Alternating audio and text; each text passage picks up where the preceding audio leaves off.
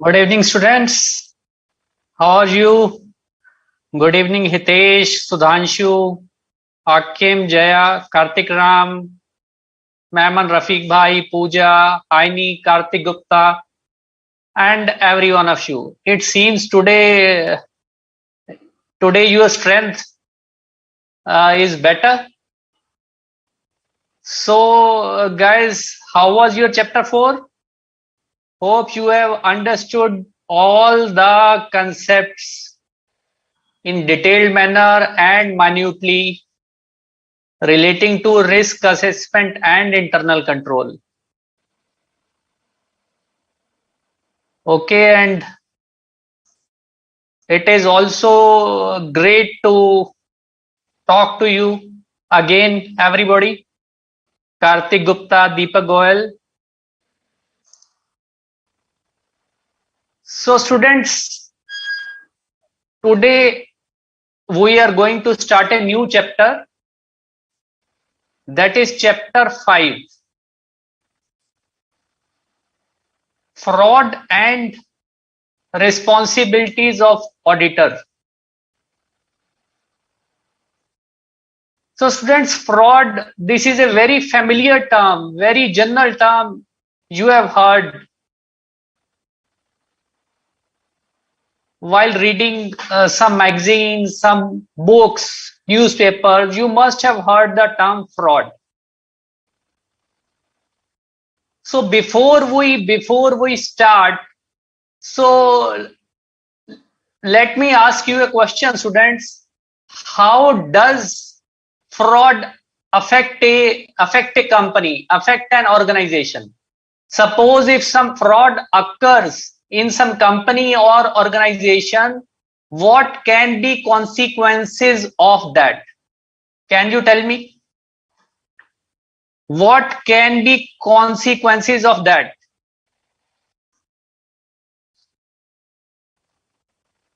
Yes, guys. What could be the probable consequences of fraud? We'll be discussing frauds, but let me ask you first a general question.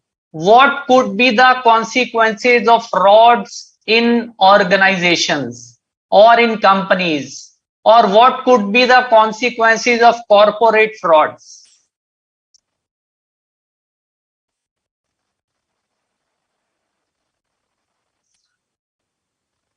Yes, Sonika, I am I am asking about consequences. What could be the harmful effects of fraud? Just to begin with. Now, Pooja, you are writing it will misguide the users. Yes, definitely. And it would cause huge losses. It could mislead banks. Yes, these are all consequences. And say in case of listed companies, students, it would result in shattering of confidence of general public in the company, in the regarding the reputation of the company. The confidence, the public confidence is destroyed when some huge big fraud is discovered in a company, and it badly affects the wealth of the investors, as you already understand, because when a fraud is discovered, obviously markets are not going to take it lightly. So the markets will penalize, chastise those companies, and share prices of those companies would take a beating, isn't it? And it also reflects poorly upon the governance of that company, that frauds are occurring in that company, that or some big fraud has occurred in that company. So guys, you must have heard names of few corporate frauds, like someone of you is also writing. You must have heard the case of Satyam Computers, haven't you? So what happened in this case, guys? Here in this case, the company faked its revenue. Say it showed that it is providing services to some foreign clients, and in this way revenue of the company was increased and the money was also shown to be received in some foreign bank accounts, in some offshore accounts which were non-existent. See the height of manipulation. These bank accounts were later on found to be non-existent, and forged, manipulated bank certificates were produced for verification of the auditors. Similarly, you must have heard the case of Enron sometime back. It was also a very big global giant, but what did it do? It did not reveal its huge bad debts in billions of dollars. It did not reveal in the financial statements. Similarly, in India, there has recently been case of IL&FS, a large infrastructure company, in which money was reported to have been diverted through related party transactions. So these are the students, some of the examples of corporate fraud. Now we will discuss what does fraud mean. So students, we shall be discussing this topic mainly in context of Essay 240. Now Essay 240 deals with responsibilities of auditor in relation to fraud in audit of financial statements. Okay, so Essay 240 basically deals with responsibilities of auditor in relation to fraud. So this whole chapter is mainly essay based, and it revolves around Essay 240. So what is fraud? So as per Essay 240, students, fraud is an act done by one or more persons with intent to which involves deception. What does it involve? It involves deception to gain some undue or illegal advantage. And the fraud may be committed by the management, from the people among the management, from those charged with governance, or by employees, or even by some third parties. So you understand what is fraud. Now you would say, what is the meaning of deception? So students, you have to understand that deception is the basic element of fraud. It is the basic element of fraud. Deception means deceiving somebody to make somebody accept something that is not true or valid. You understand? Say somebody puts before me a fake certificate, and he tends me to believe that the fake certificate tends me to believe that this certificate is original, it is true. So this is what we call as deception. And one more thing, fraud is always intentional. So fraud is always intentional.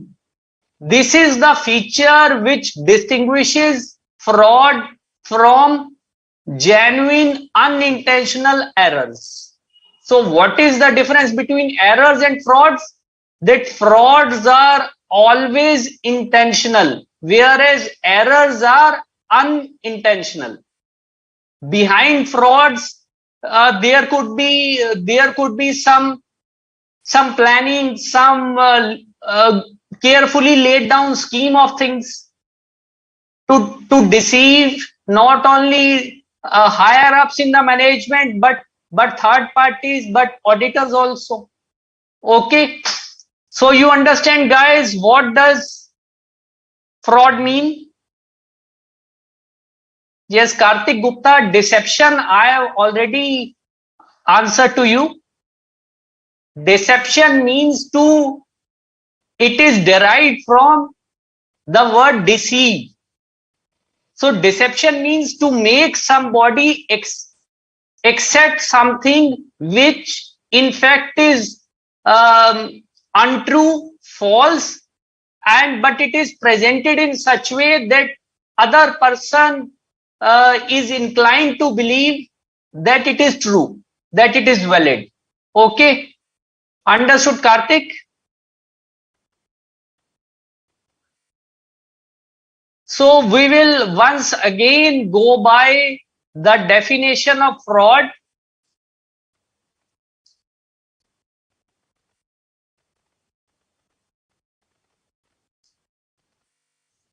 As per SA 240. So what are the elements of fraud?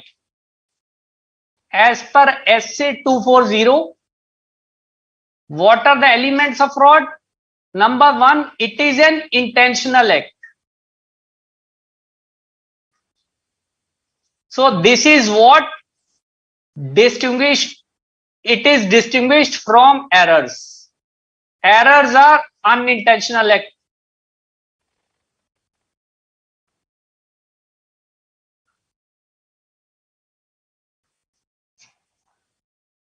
And it is done by one or more persons whom maybe from management or those charged with governance or employees or third parties. It can be anybody.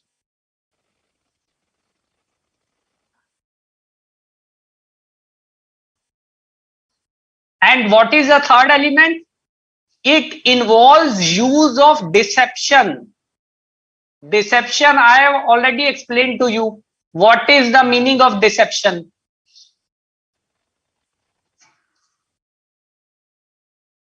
To do what?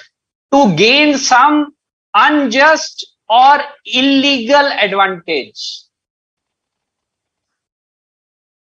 To derive some advantage, some benefit which is not permitted, which is not legal, which is not prescribed, which cannot be taken as per rules, or which is unjust, which is not fair, which the person who is doing this, he does not deserve it in normal course. Okay, so you now understand, students, the basic elements which constitute fraud. Again, we are repeating it because once you learn the meaning of fraud as per SA 240, the basic ingredients, the basic elements which form the definition of fraud as per SA 240, many things would be derived from it. So, four things we have learned: that fraud is an intentional act. It may be committed by one or more persons. These persons may be from management or TCW, those charged with governance, employees or third parties. And it involves use of what? It involves use of deception to gain some unjust or illegal advantage. Is that clear? Now, Hiral, you are asking, can we write undue as unjust? Since this definition is prescribed in Essay 240, Hiral, you would have to write unjust. Why at the first instance I would ask you, you want to write undue? Why it is so? Why we cannot learn unjust? So is that clear, guys? What are the basic elements of fraud as per Essay 240?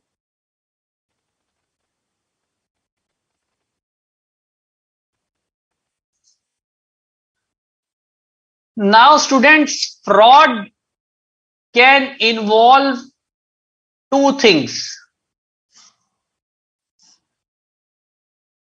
It can be due to fraudulent financial reporting,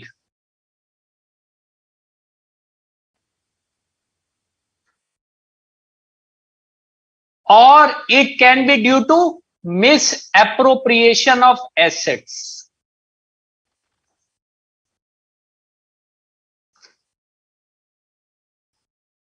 Students, here I would again like you to take to chapter 1.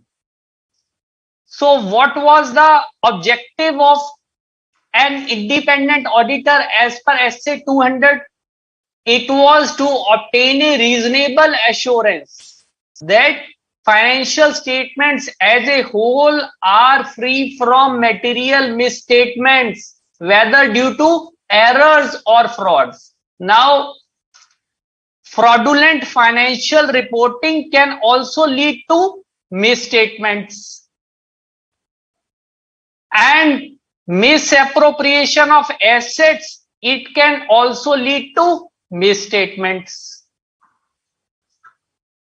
So both things are leading to misstatements. Therefore, the auditor is definitely concerned with this because it affects his comfort level. It affects his assurance level. Okay.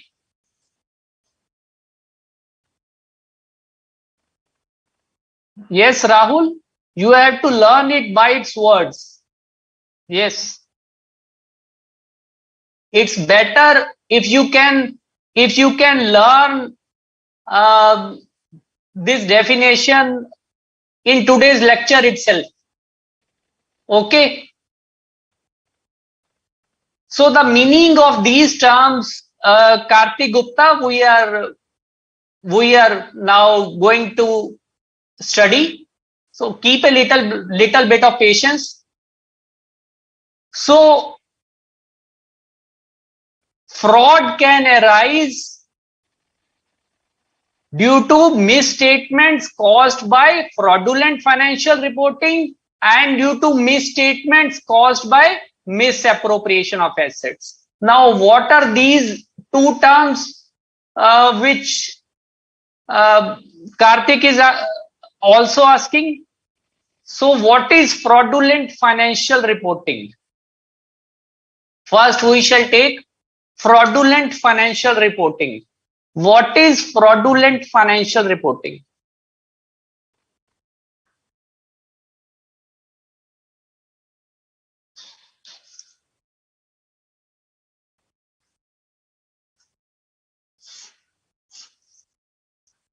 Now, students, you can understand that fraudulent financial reporting can take many forms, like it may be falsification of accounts, manipulation of accounts, say some fake entries have been passed. So it is an example of falsification of accounts. Say company books fake expenses to reduce its profits. So the accounts have been falsified. These have been falsified. Okay. Or if say we have taken the example of we were discussing about Satyam Computers. So here revenue was overstated many times. The revenue which in fact was never received, all this revenue was fake. Okay, so this is also an example of falsification of accounts, manipulation of accounts. And it can also take form of misrepresentation or intentional omission. Say the management or some employee, they make some intentional omission. They omit something which was needed to be presented in financial statements. They omit that information so that financial statements become misleading. So this is again an example of misrepresentation or intentional omission. And third is intentional misapplication of accounting principles. So we have learned three things relating to fraudulent financial reporting. These are falsification of accounts,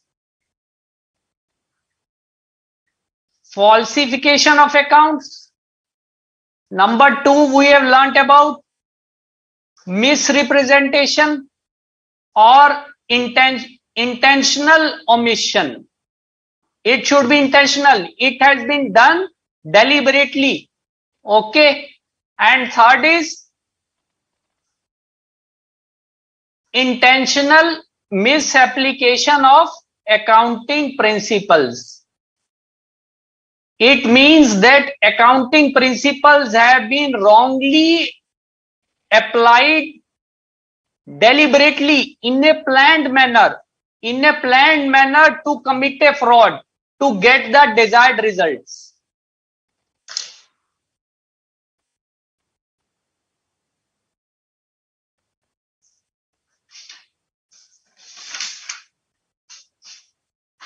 Now, Dhanlakshmi, you are asking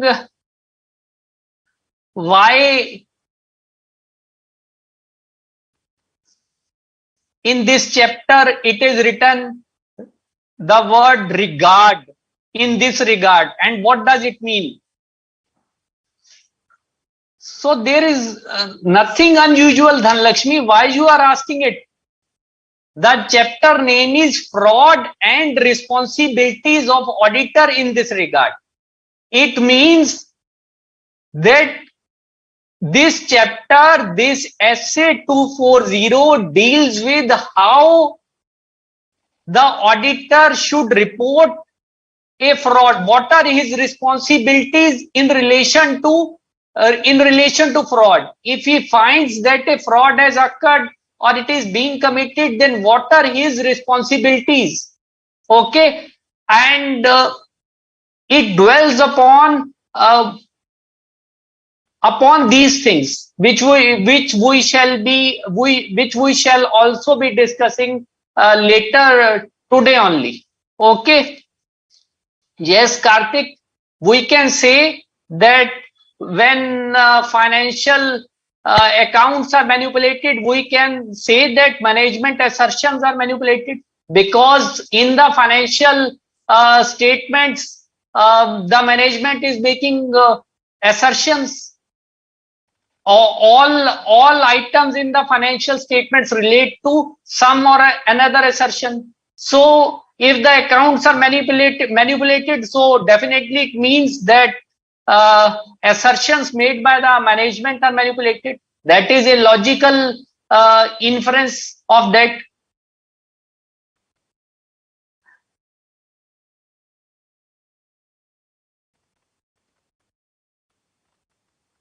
And Sakshi, you are asking to explain misrepresentation and omission again.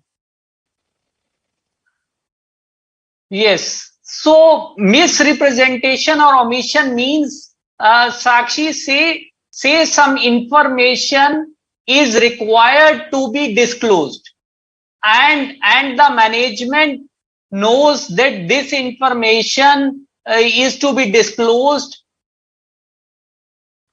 but it willingly does not disclose it in the financial statements. Okay, so in that way it is intentionally trying to mislead. It is intentionally trying to mislead the users of financial statement. कोई information छुपा ली गई है जो कि देनी चाहिए थी. On the paper, all the information presented is correct, but some important information has been deliberately hidden. It has been omitted so as to mislead the users of financial statements. Is that clear? Is that clear to you, Sakshi?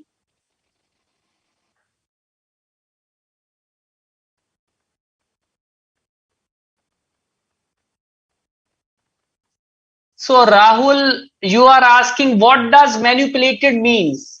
Now manipulated means, as I have given you example, Rahul, that accounts have been falsified or manipulated. Manipulated means like we say that somebody is very expert in manipulating the things. That वो कहीं की बात कहीं लेके जाता है. You can understand it that way. So manipulation and falsification are used interchangeably. Falsification is to provide false information, and manipulation is to manipulate the financial statements so as to mislead the users. Okay. Now Ayush Agarwal, you are asking volume of goods sold or square footage of selling space are same thing. What are you asking, Ayush? I am not getting it.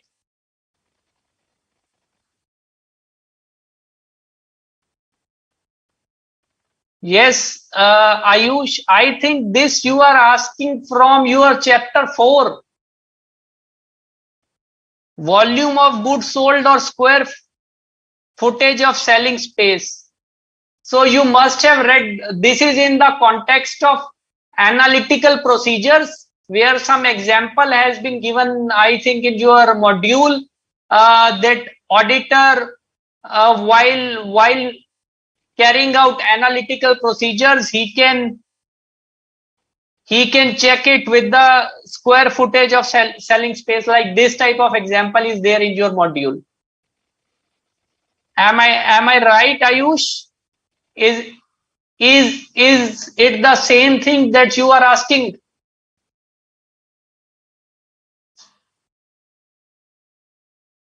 And before we move further, let us go into the reasons why fraud is committed. Why fraud? Basic reason. Why fraud? What could be the reason? Now, yes, I was telling you, this phrase, this term is in, this example is in chapter 4, Ayush, and I'll take time to, you just write me the page number, and I will try to explain it to you in the second half. Okay, you just drop your mail and with page number of the module. So why fraud? So essay 240 students, essay 240 describes broadly 3 type of reasons that why frauds are committed. Now, what are those 3 types of reasons? We shall study these one by one. Now, one reason is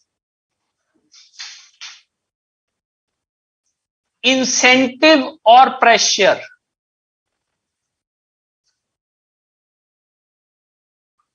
To commit fraudulent financial reporting. First, I am writing the names. Students, then we shall discuss these one by one. Incentive or pressure to commit fraudulent financial reporting. And second is a perceived opportunity to commit fraud.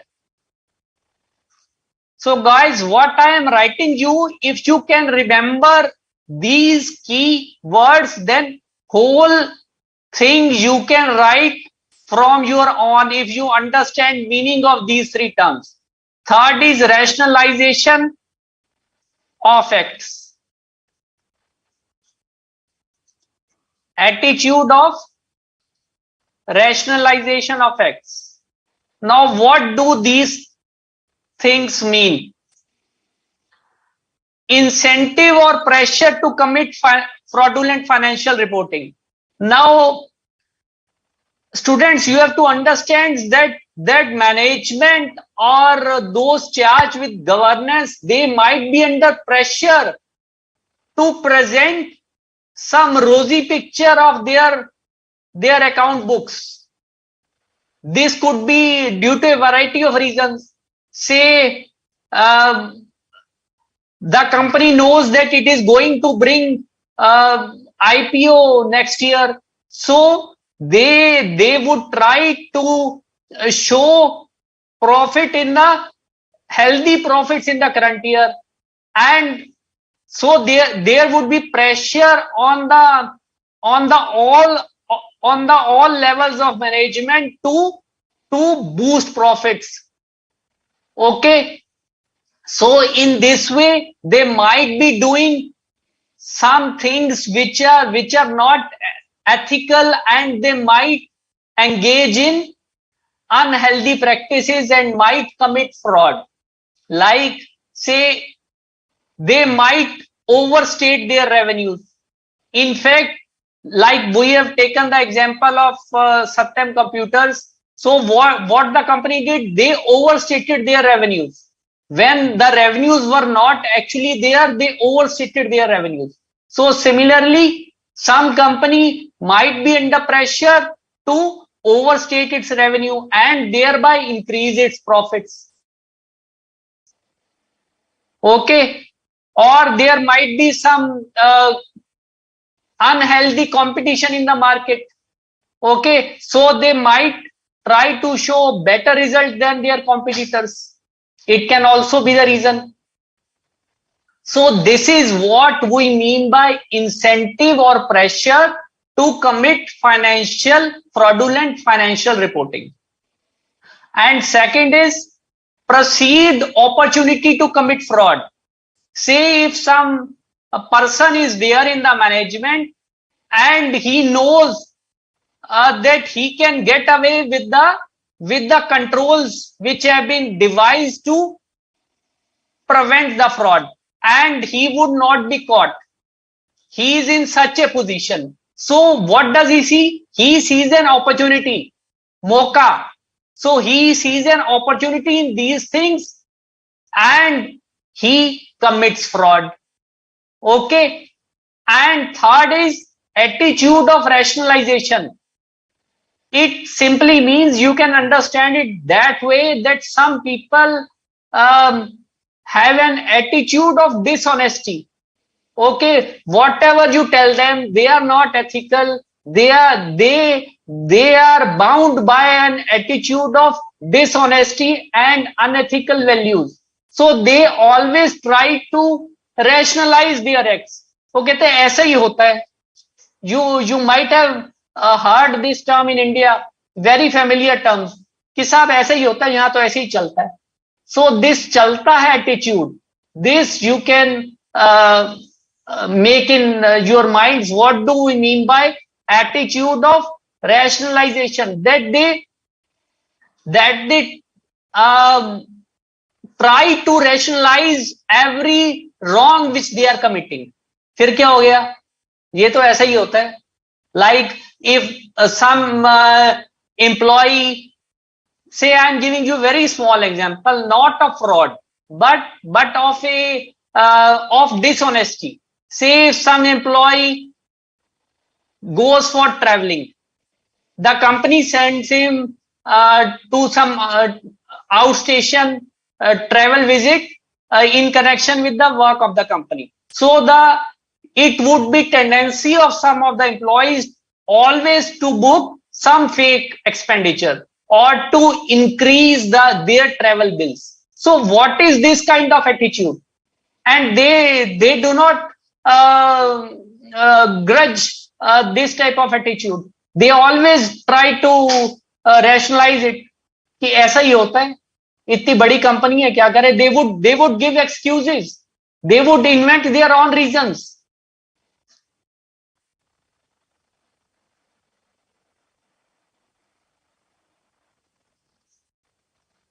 So guys, you understand the meaning of these three terms. So you can prepare an acronym to remember this. So like I have prepared an acronym of IPPR to remember it. So incentive or pressure is one term, P is perceived opportunity, and R is rationalization, attitude of rationalization. Is this clear to you guys? Is this clear to you?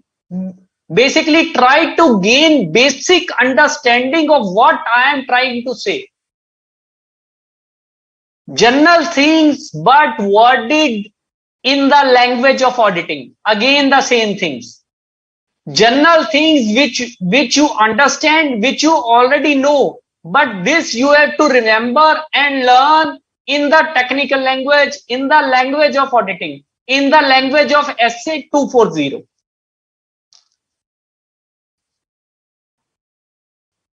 So clear students. So fraud may be due to three things. One is incentive or pressure to commit fraudulent financial reporting. I have given you an example of the management trying to boost its profit, trying to boost its revenues. Okay. Or second is perceived opportunity to commit fraud. When perceived, what does perceived means? Perceived means it is derived from perception. When somebody senses opportunity to commit fraud, if somebody senses that opportunity is there, but he would not be caught because he is in such a position that he can bypass the control systems deployed by the organization, then he would commit a fraud. So you understand what does perceived opportunity mean? And third point is attitude of rationalization, which I have already explained to you. Clear guys? Yes. Now students, we had learned that fraudulent financial reporting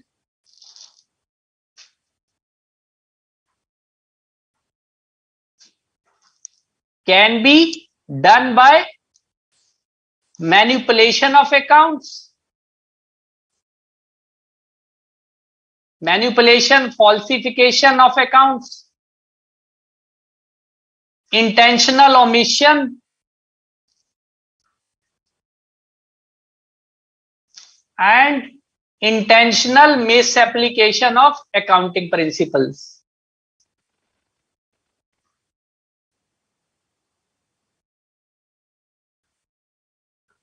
Accounting principles.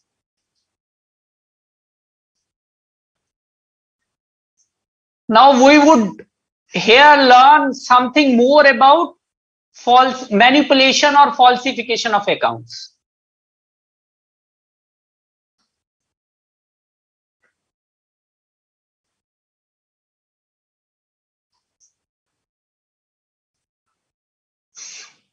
So students, we will learn two things: why it is done and how it is done. Why and how of it.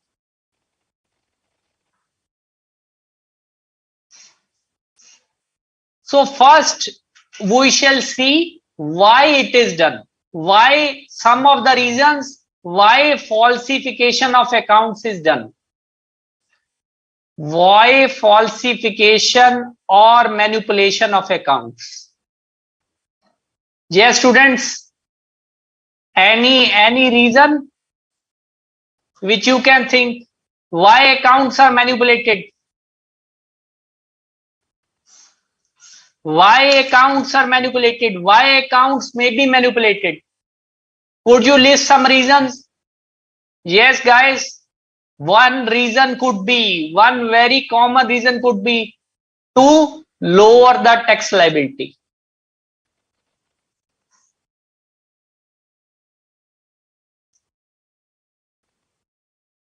Say the company wants to lower its tax liability, doesn't want to pay much income tax, it doesn't want to show its true profits. So what it will do? It will book fake expenses. It may book fake expenses which have never occurred. So it may book fake expenses, or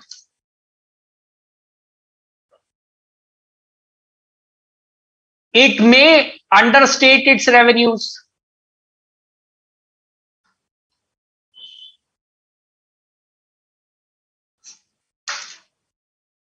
Okay. And many things could be done to lower the tax liability. And what could be the another reason? What could be the another reason for falsification of account? For declaring dividend when there are insufficient profits. So you know, guys, dividend can be declared only out of profits. So if the company in actual is having insufficient profits, so it would be showing higher profits for declaring dividend. So it could be also be the motive.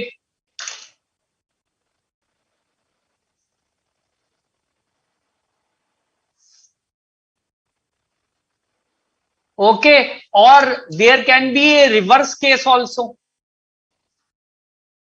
That company doesn't want to declare dividend.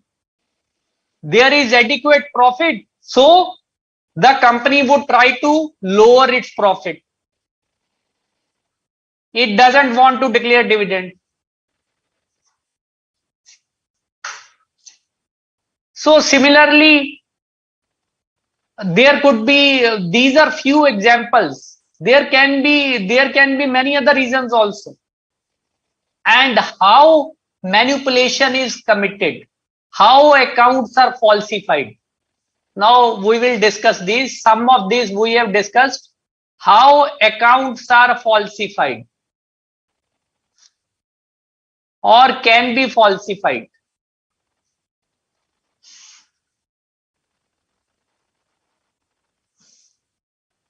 Now, Hiral, you are asking what do we mean by perpetrated in methodical way? So it means that fraud has been committed by careful planning, by taking care of minute details, so that it is not caught by somebody else. Methodical means by doing proper planning, by doing things in a methodical manner. Okay. So how accounts are falsified? These can be falsified, say, by booking. There can be many examples of it. Booking fake expenses, as I have already told you. Understating or overstating revenues.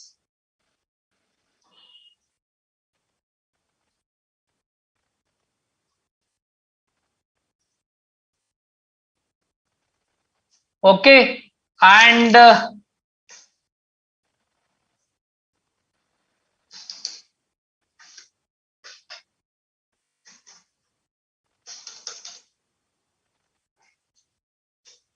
understating or overstating revenues, and also inflating or deflating value of inventories.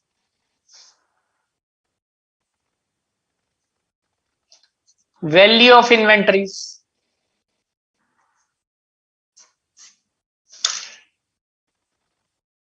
And one more important thing is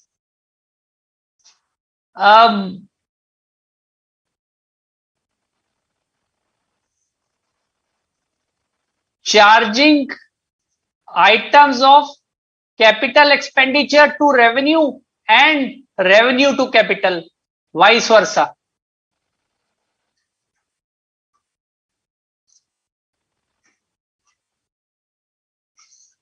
So you understand this, guys? Charging, say if there is some machinery item, say if there is some machinery repair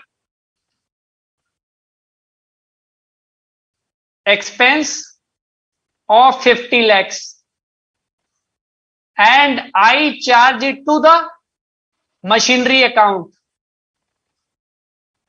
So what would happen? And I charge it to the machinery account. What is going to happen, guys? What is going to happen? My profits would be overstated.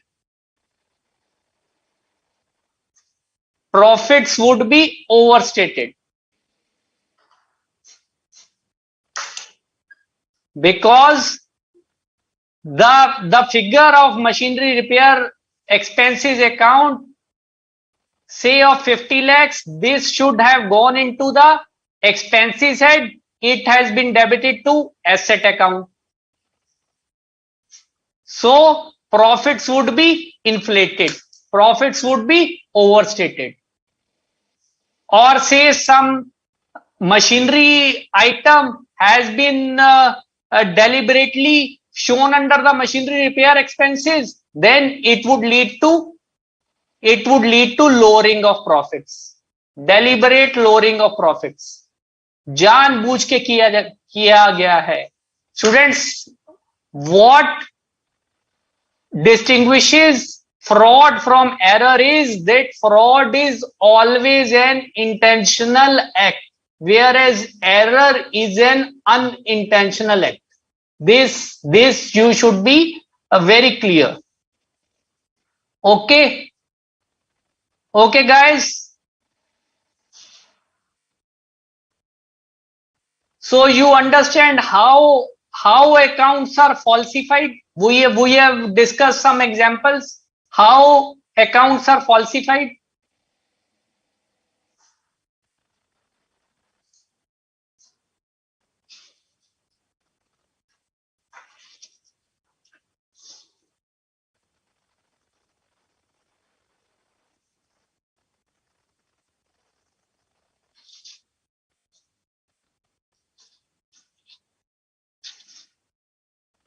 And it can also be done, say, by recording fictitious entries in books of accounts and engaging in complex transactions. Say there are some transactions which are complex in nature, so it gives room, it gives leverage for committing a fraud. Okay. Or you can say booking sales in advance. Say sales have not occurred actually, but the company is booking sales in advance. So the amount should have gone to advances, but it is being shown as revenue to boost its sales and consequently profits. Okay. So these kinds of things are there.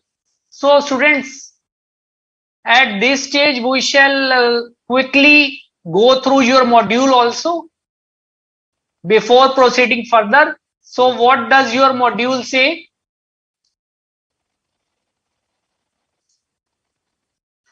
Now it states that fraud is an intentional act.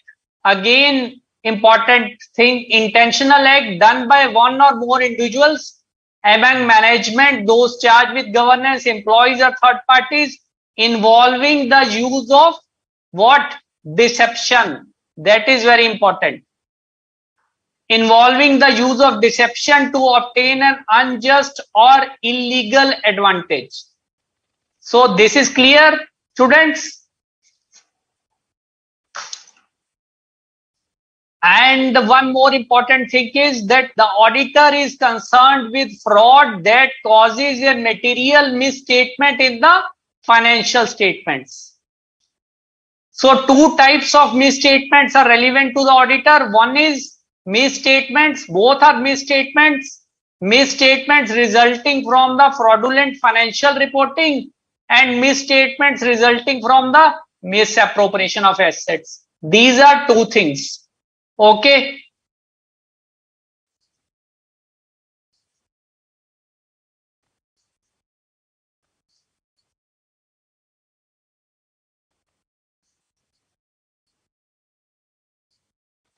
So here again, fraud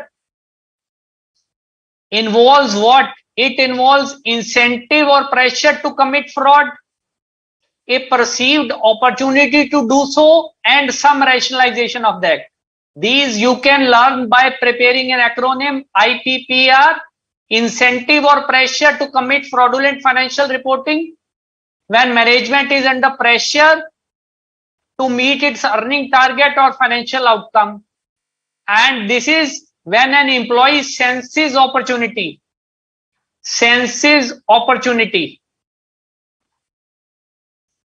to commit fraud, when he thinks that he will not be caught, that when he believes that internal control can be overridden, that internal control can be bypassed, and he will not be caught. Okay. Because the individual, that the concerned person, he is in such a position and he also knows the deficiencies of internal control. So therefore he senses the opportunity and he commits fraud. Okay. And third point is that individuals may be able to rationalize committing a fraudulent act, and because they possess this kind of attitude, they knowingly commit, they know, but they have such an attitude that they would try to rationalize it, they would try to justify it. So rationalize, you can understand, justification, they would give their justification कि भैया ऐसा ही होता है, they would give their own justification. Okay.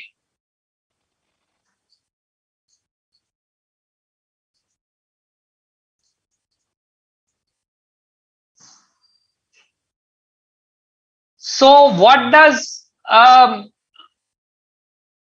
fraudulent financial reporting can take place through three forms. Now what are these three forms?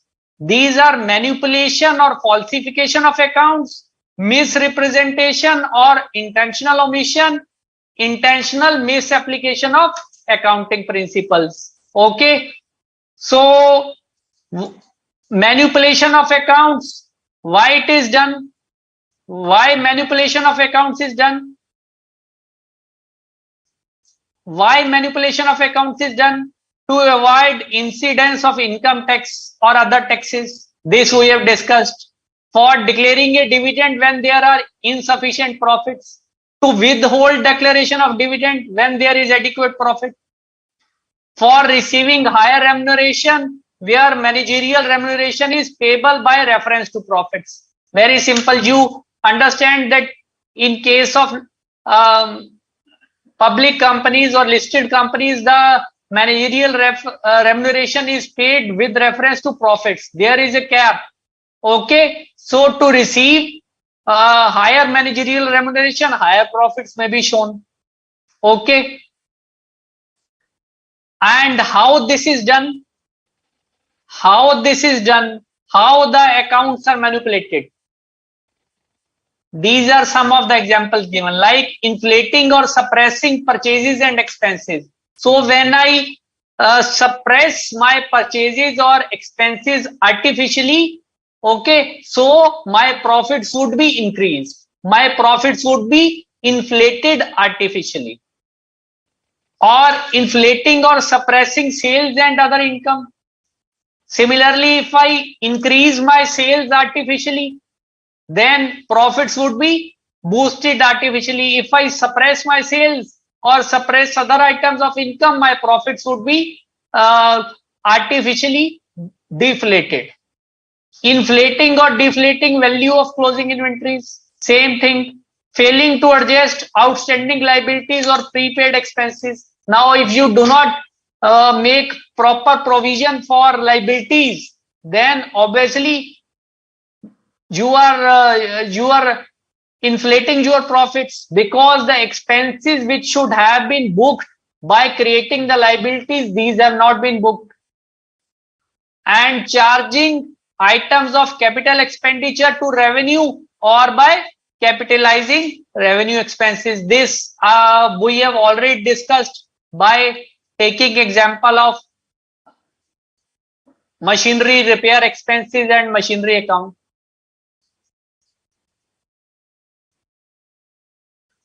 So, and you have also to understand, students, that fraudulent financial reporting often involves management override of controls.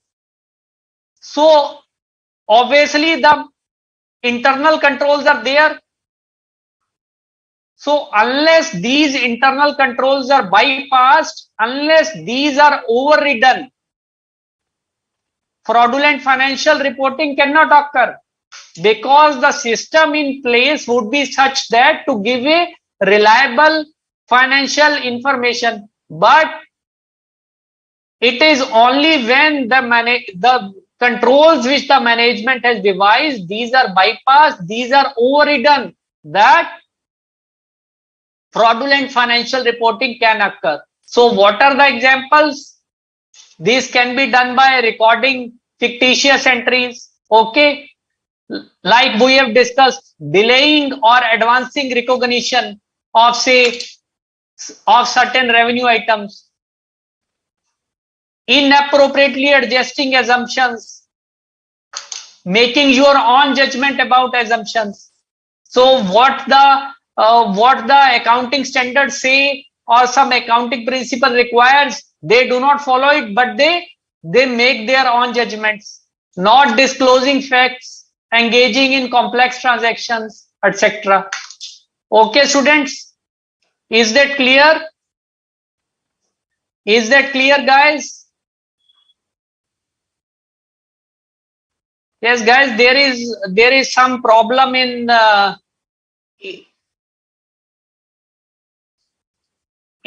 fetching your mails, and I would be responding to your mails after the in the second half. So at this stage, I think we should take a little break of 10 minutes, and so that I can log in fresh to judge your queries also. Okay, students. So we shall be taking a break of 10 minutes here. Yes, break of 10 minutes.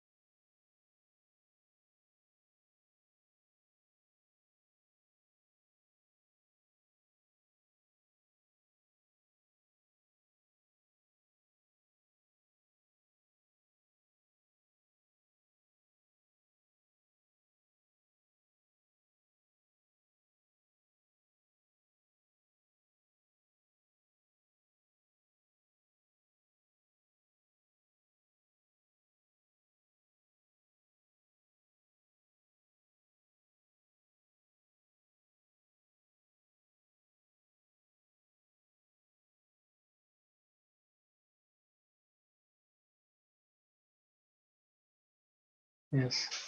Welcome back, students. So, students, we had learned that fraud can take place either through the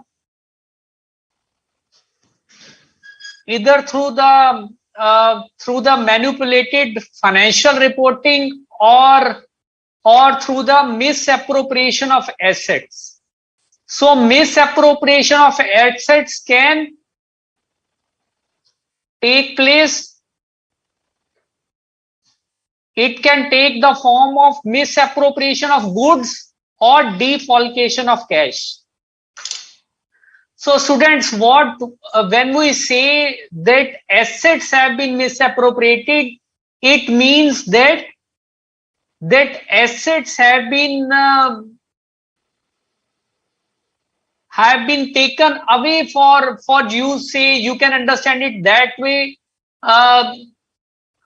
Say some employee is misappropriating some small quantities of stocks daily. Say we take the example of say a textile factory.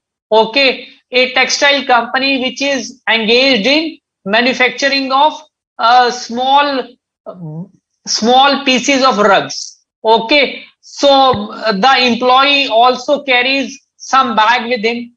So daily, or say after a week or in a month, he misappropriates some stock items, or he misappropriates some you can say some store items. Okay, so normally misappropriation of assets, these are generally committed by employees in small quantities, in small amounts. Okay,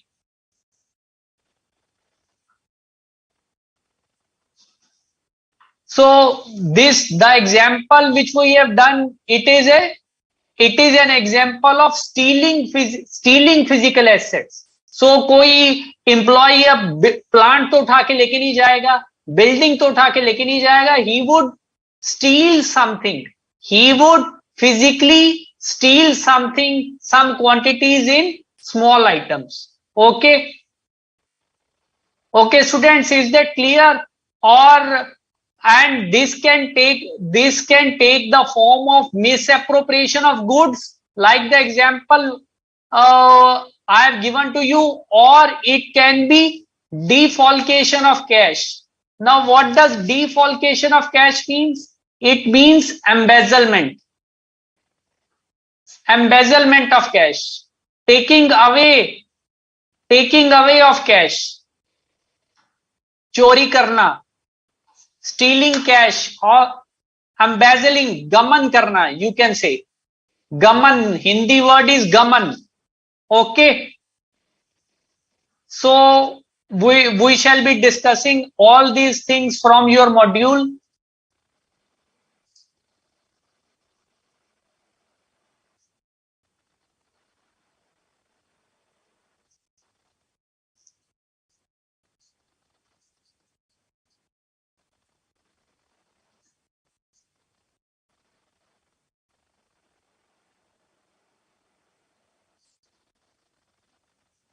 Misappropriation of assets. It involves theft of entities' assets. The assets belong to the company, but these are stolen by whom? It is often committed by employees in relatively small and immaterial amounts. Okay. However, it can also involve management. Generally, it is committed by employees, but it can also involve management. It can also involve higher ups.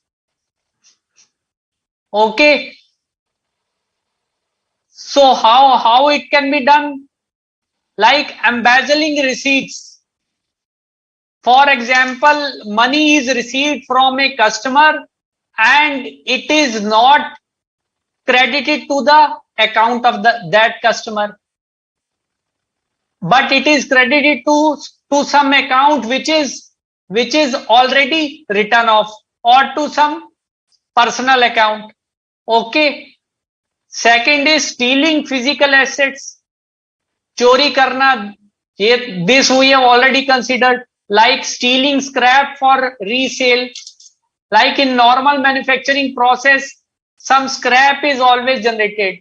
Okay, so we again take the example of this textile company. Say during the manufacturing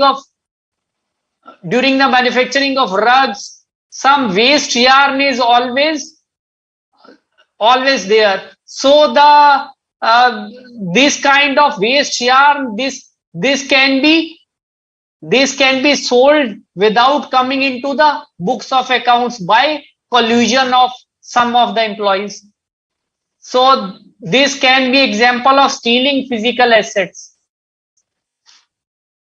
because any stock, even scrap, is an asset. It is an item of stock. Or intellectual property sale. Intellectual property, say the company is having some technological formulation and some employee gives it to somebody else in return for some payment. So it is again example of stealing asset.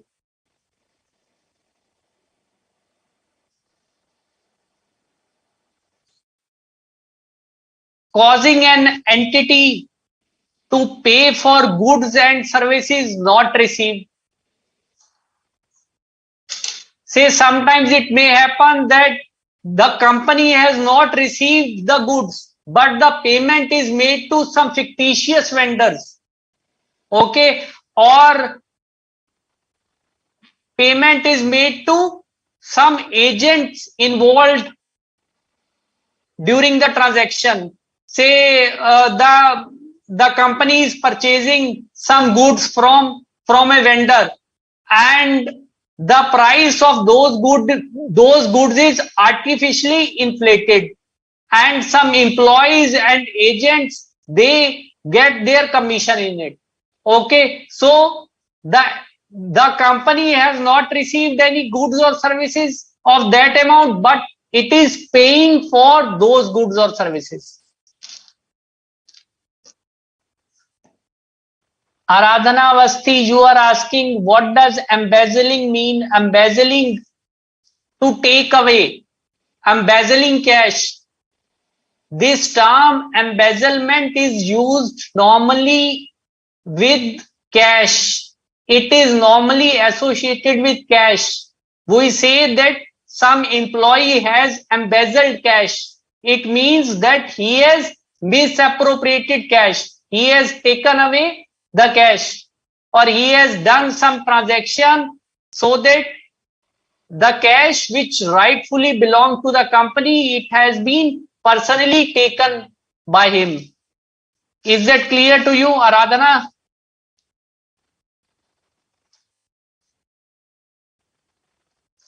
Now, Sudhanshu, you are asking if regular misappropriation of goods are happening by employees, how can management control?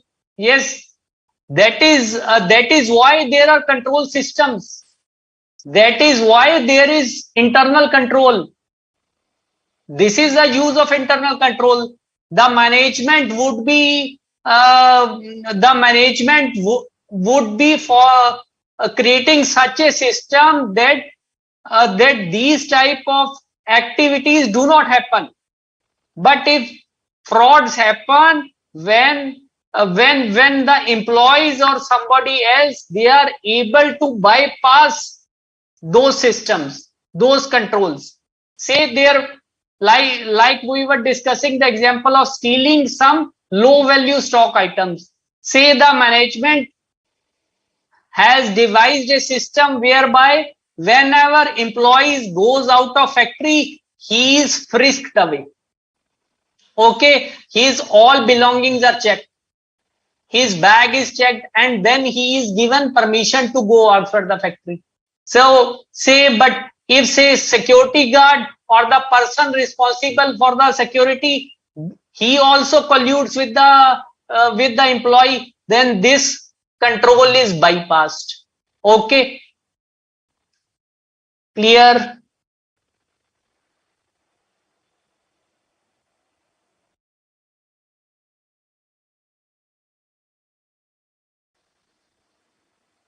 Yes, Kiran, you are asking declaring dividend is not compulsory for the company.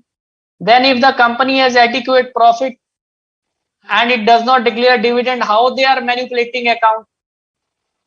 So, Kiran, you have to understand that there is it is just an example how fraudulent financial reporting can occur. Say if the company wants to declare it has got adequate profits, but it does not want to declare dividend. Okay, that it's true because under law it may not be bound to declare dividend, but for keeping in view industry expectations or the industry in which it is operating, it might be required to declare dividend because its competitor in the same trade are declaring dividend, but it doesn't want to declare. So then in that case its share might be pushed down or might take beating, so it would declare inadequate profits कि हमारे तो profits ही कम है, that is why we are not declaring dividends. So is that clear to you? Is that clear to you now? Aradhana is asking again, what does kickback mean? Kickback means getting illegal undue commissions. Okay, say if the company has placed an order for supply of something from a supplier and the supplier of that goods artificially increases the price. So how this is done? This may be done with the collusion of the employee of the company because he is getting something in return, some illegal gratification, some kickback he is getting in return. So kickback is a very common term used in connection with the normally with commission. You might have heard about the buffer scandal some years back, about 15-20 years back. Defense deal of buffer guns. So there was a huge hue and cry that kickbacks were paid in this deal allegedly to procure those guns. So these are the examples of what a kickback means. Okay.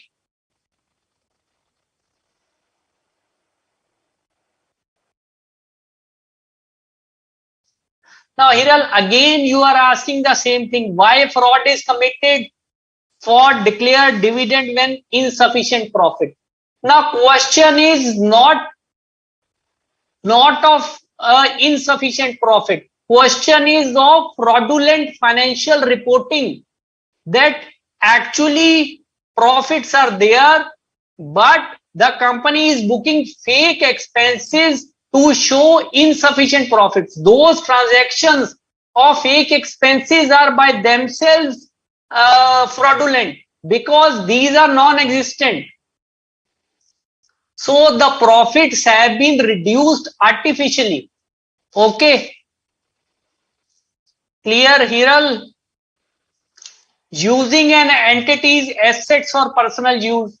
Say some assets belong to the company, but these are used for the personal use of the employees. Employees are using it for their personal use, where they were not entitled to use these for personal use, but in fact they are using. Okay.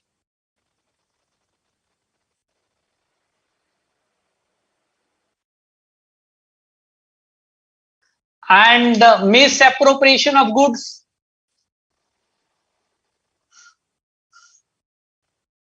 So here, fraud in the form of misappropriation of goods is still more difficult to detect.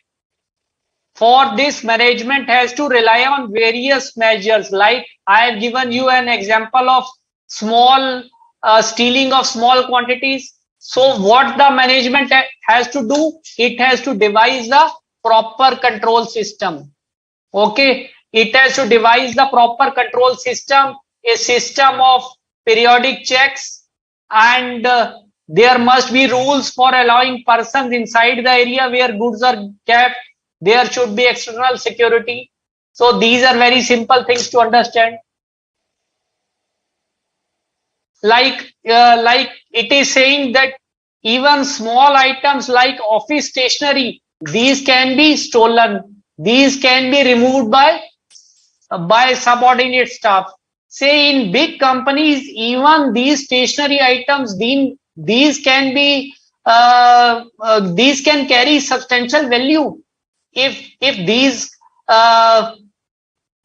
if such type of activities are allowed to continue over a period of time, then cumulatively these type of activities can carry substantial value tag with them. Okay.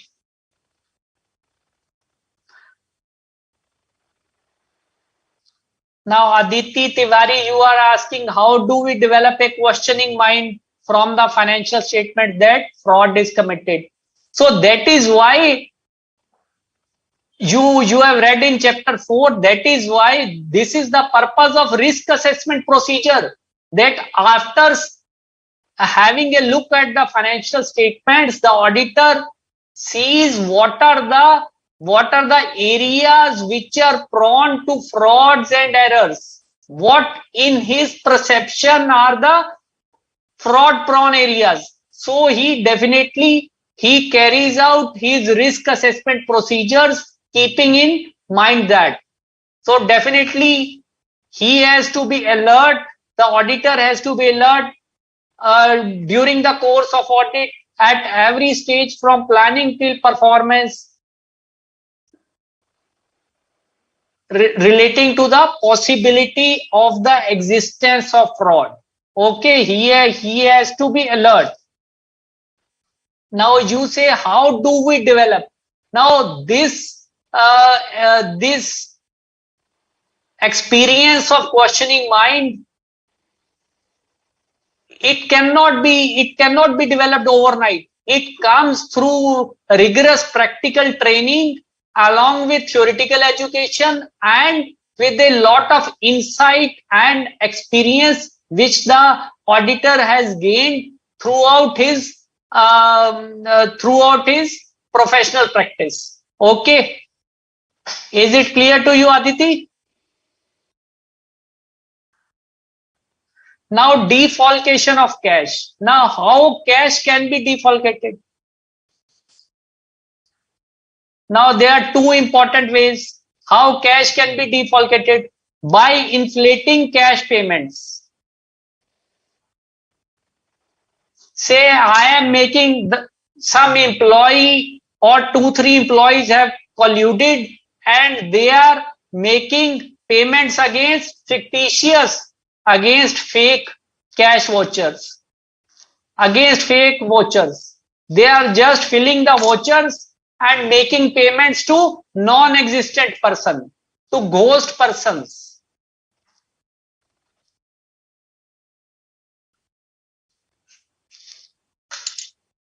Okay, and it can be that all the payments are fictitious, cash payments are fictitious against fake vouchers, or it may be that voucher amount has been inflated. Say if rupees 10,000 was to be paid, but in fact 20,000 is paid.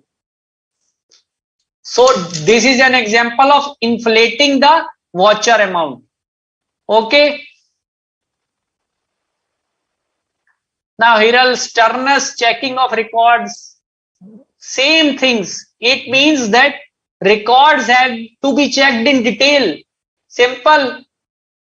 again the same things, but worded differently. Okay.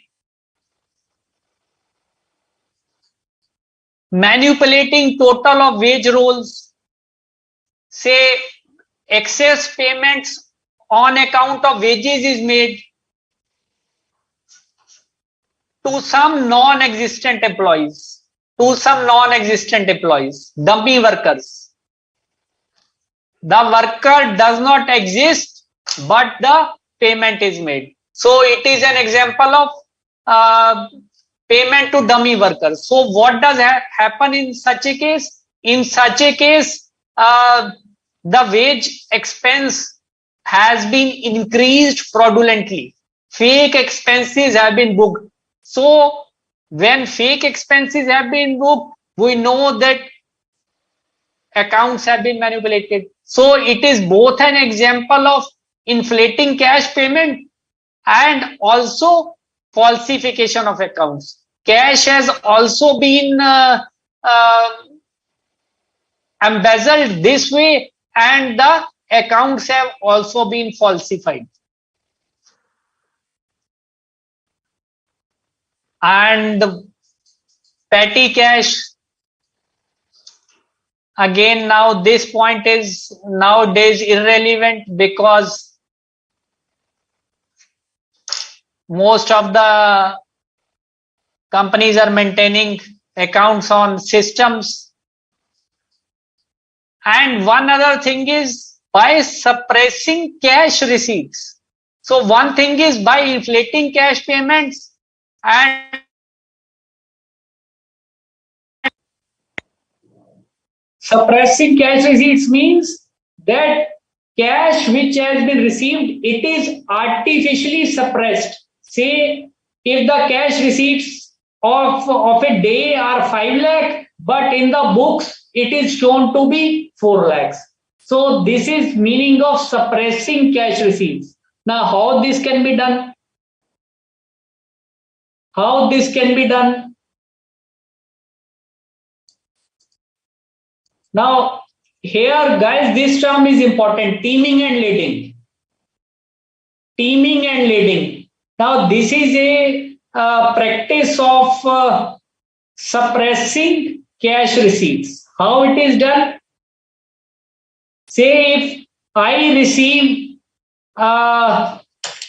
if the company receives cash and the amount is not credited in the account of the customer, okay, and the amount is misappropriated, but the amount received from some second customer is credited in the account of that party, so that when some higher up sees it, he does not detect it.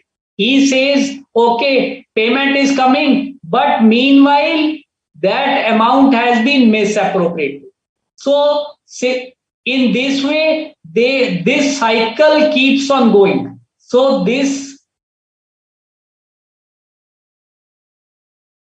so you are saying, Ayush, that audio quality is not proper. So I would be requesting to check the audio, please. Is it clear now, guys?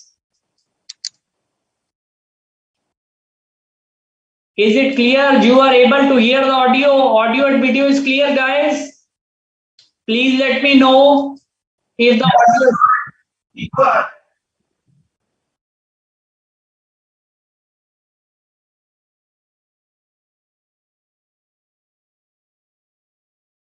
Okay. There is some echo problem is there.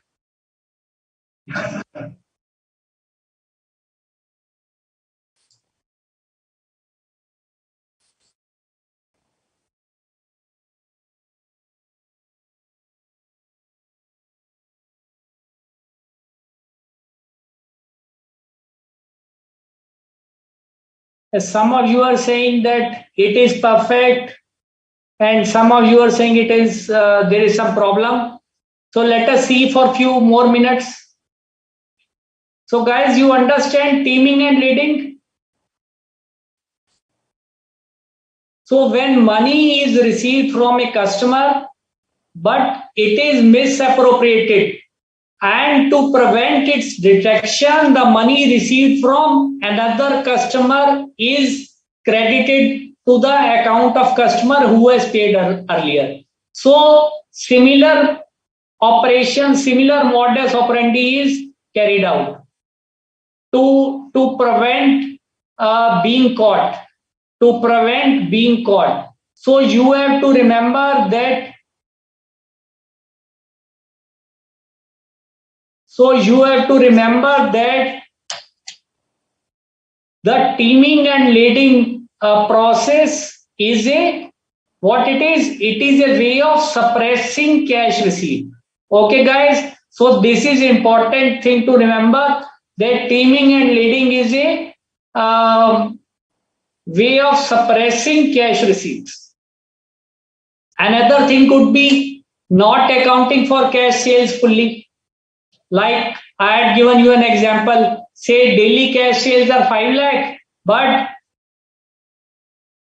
in books it is shown as 4 lakhs. So rupees 1 lakh is suppressed. It has not come in the books of accounts. Okay. Not accounting for miscellaneous receipts like sale of scrap. Again, we have already considered it that scrap is sold out of the books and the cash received is not shown in the books of accounts. Okay. Adjusting unauthorized discounts to customer account and misappropriating the amount paid by them. Okay. So, like one more example is given. That writing of debts in respect of balances against which cash has been received. Say this will happen in case of small amounts. Say the company has to receive 10,000 rupees from a debtor. Okay, so this amount is written off in the books of accounts, whereas the customer has given the cash, whereas that debtor has given the cash, but it is not credited to his account, and this amount is shown as being written off. Because it is a small amount, the control system might not be able to detect it. वो वाला employ जाके अपने boss को बोल देगा, sir वो उसने पैसे नहीं दिए, और वो पैसे उसके खुद उसने अपनी जेब में रख लिए. So these kind of things. So his boss also may not give much attention to it because the amount is relatively small. Okay.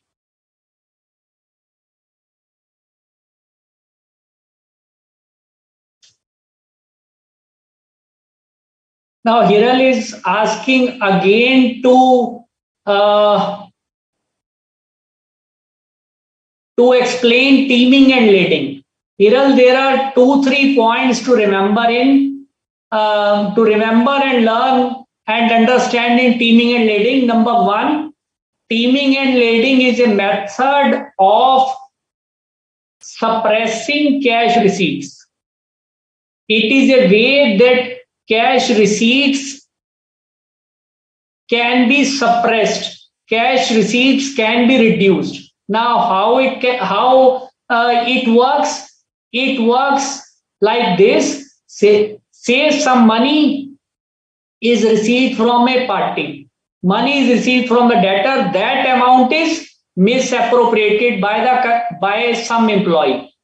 Simultaneously, say some money is also received from another party. Now that money is shown to be received against from the first party, from the whom the amount has been misappropriated. So in this way, a chain is prepared and the practice goes on for a long time till it is caught. So during this intervening period, the employee may use this misappropriated cash. Okay.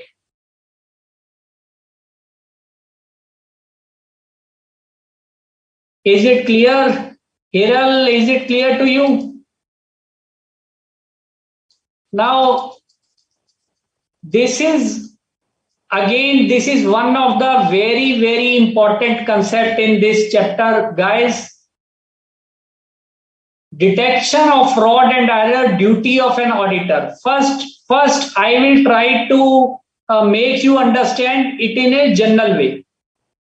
Before we go through your module, we will learn in a general way.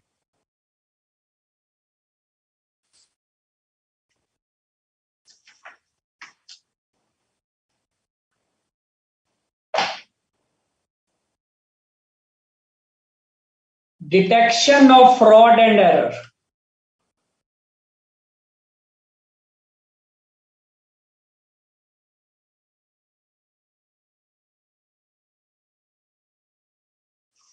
Now tell me, students, whose responsibility it is to detect fraud and error? Whose primary responsibility it is? Tell me. Any guesses? Whose responsibility it is to detect fraud and errors? Whose primary responsibility it is? Tell me, guys.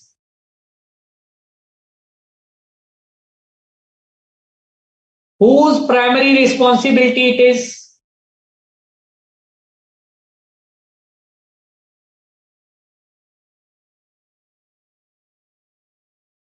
Yes, no mails.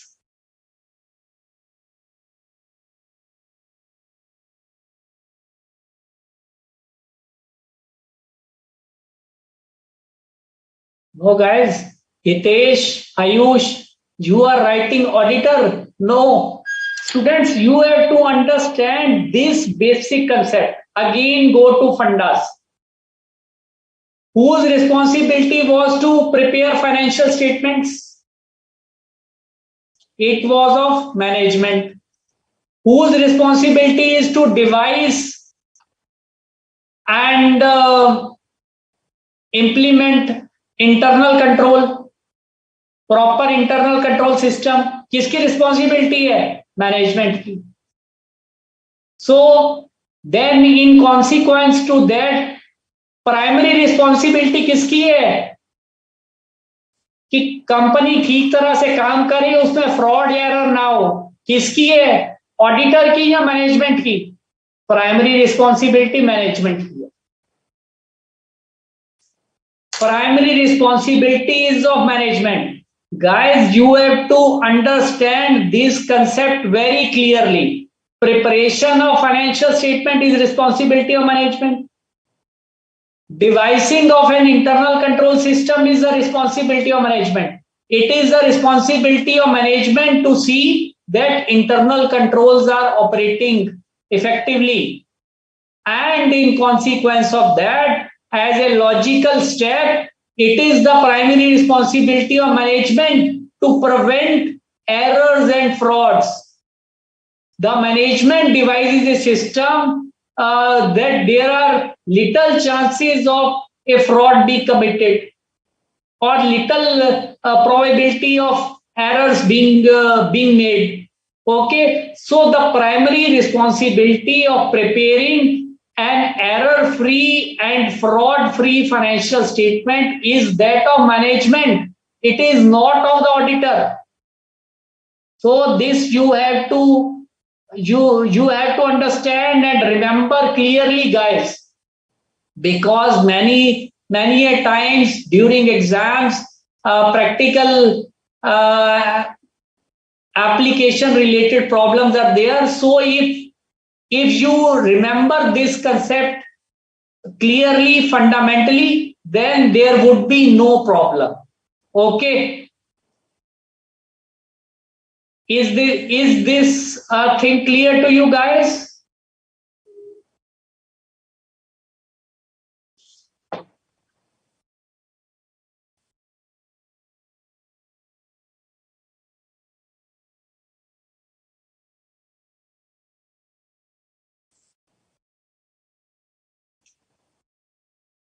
So primary responsibility You have always to understand that primary responsibility of prevention of fraud and errors and of their detection is of management. Now you will say, then what is the responsibility of auditor?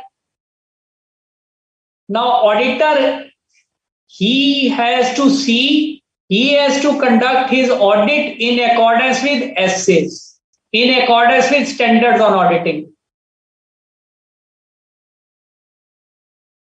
He would be carrying out all the audit procedures as are required or as are stated in standards on auditing. Okay, so subsequently say fraud is discovered in the financial statements which have been audited. Say some fraud is discovered after signing the audit report. Then what is the responsibility of auditor? Now at that stage, the auditor would have to show that he remained alert throughout the audit. He carried out the audit in accordance with standards on auditing with due professional skill and care. He applied all the audit procedures as were required, but still fraud has occurred. So this would save him from any sort of liability. Okay. But if the auditor if he is not able to show that that audit was carried out in accordance with standards on auditing, by carrying out audit procedures which he was required to perform, and there is no evidence, there is no documentation to show that he carried out these audit procedures, then obviously the auditor would be responsible, okay, for not carrying out the audit in accordance with standards on auditing, and he would be held responsible for not exercising due professional care and skill. So that should be clear to you guys. This concept should be clear to you, because there is a perception in our minds that say if the accounts are audited, if these have been signed by the auditor, then no fraud can be there. It is not so. This we call in auditing as expectation gap, that users of the financial statements tend to think that there are no errors or frauds in the financial statements, but there is a possibility that even in audited accounts these can be there. Why? Because the fraud might be carried out by the management itself. It can be a sophisticated nature of fraud which is not possible for the auditor to detect. Like we have taken the example of Satyam case. Now here the auditor even faked bank accounts also and produced certificates of bank accounts which were non-existent. So the auditor relied upon those certificates.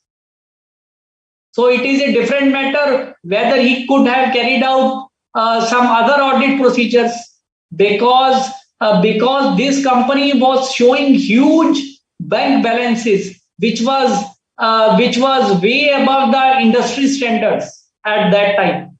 Okay.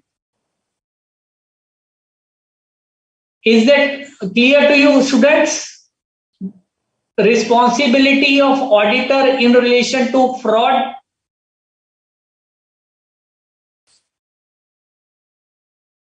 Now, two more things are here which you have to remember: that risk of material misstatement.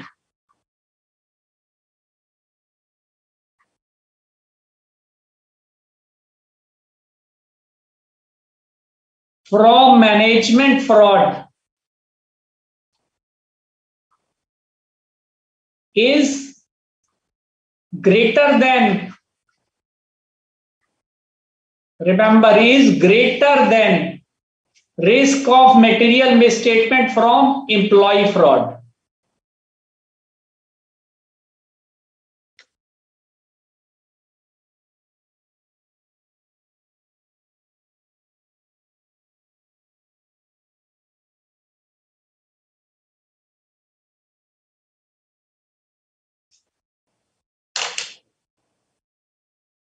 Now you understand, guys, this thing, that if management itself is committing a fraud, if the management is itself involved in fraud, then risk of material misstatement is definitely higher, because the auditor would not be able to detect such kind of fraud easily, because in this case the management may have falsified the records, and they might be showing manipulated records to the auditor, and they might be leading him to believe that these are the correct records, whereas in fact these are not correct records. So what we had learned in the definition of fraud, use of deception.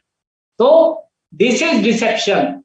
Okay, making believe somebody that the documents given to you are true, when in fact these are not true. Okay. Now Aditi, you are asking what is fraud deterrence. Now fraud deterrence means making some arrangement so that fraud is not committed, to deter somebody from committing a fraud, like having a strong internal control system to prevent occurrence of fraud. Deterrence, that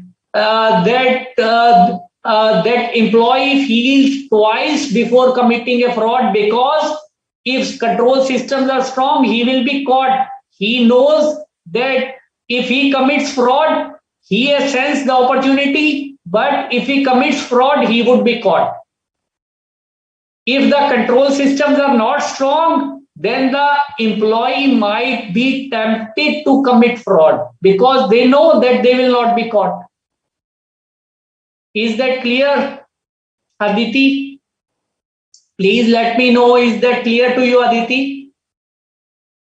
Now, if the frauds are committed by the management, then risk of material misstatement, chances of material misstatements due to management fraud are higher than in case of frauds committed by employees, because when the frauds are committed by individual employees, they might not be in a position to falsify the accompanying records also, because one employee would be in control of one or two things.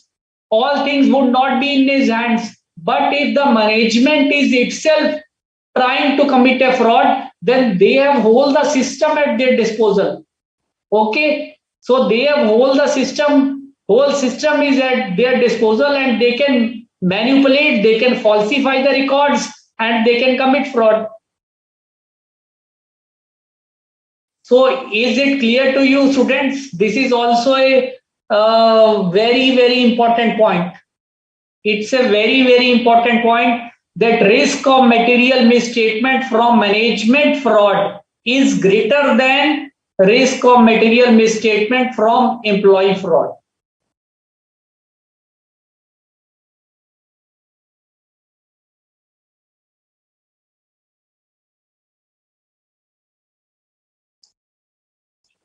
And one more thing is that risk of not detecting material misstatements due to error.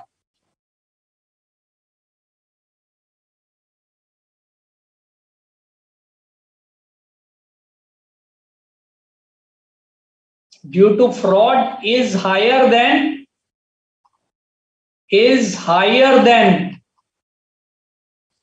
risk of not detecting material misstatement due to errors.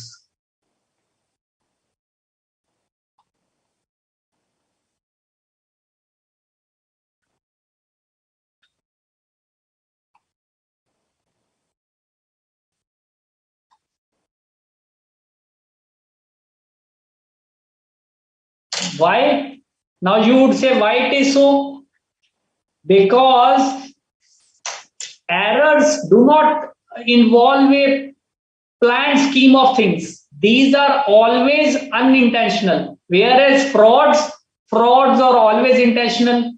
Again, the same logic. Frauds are always intentional, and they might be committed in such a way that auditor is not able to detect the frauds. So therefore, risk of not detecting material misstatement due to frauds is always higher than risk of not detecting material misstatements because of errors. Okay.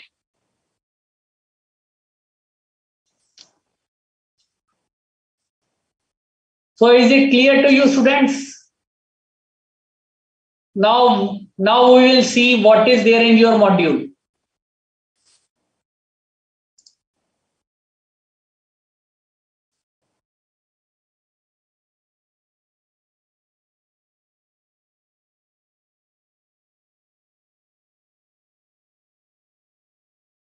Now, as per SA 240, the primary responsibility for the prevention and detection of fraud rests with management and those charged with the governance. This is the basic funda. This is the basic funda जिसके ऊपर ये पूरा SA 240 टिका हुआ है. The whole SA 240 is based upon this concept that primary responsibility of prevention and detection of fraud rests with the management, rests with those charged with the governance. Now, Sudhanshu, you are asking what do we mean by meticulous analysis? Meticulous means careful analysis, detailed analysis. That all the information is gone through meticulously in a detailed manner.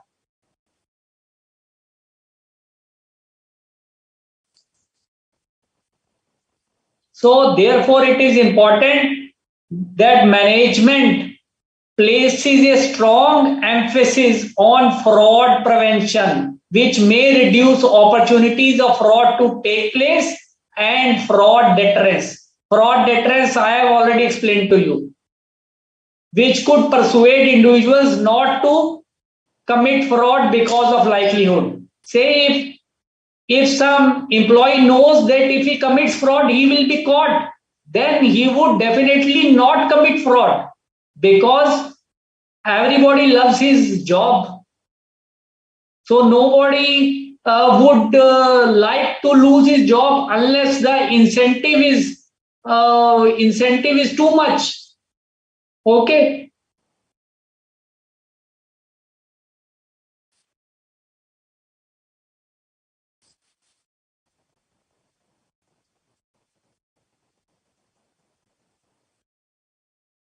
So again, here reference to SA 200, Chapter 1,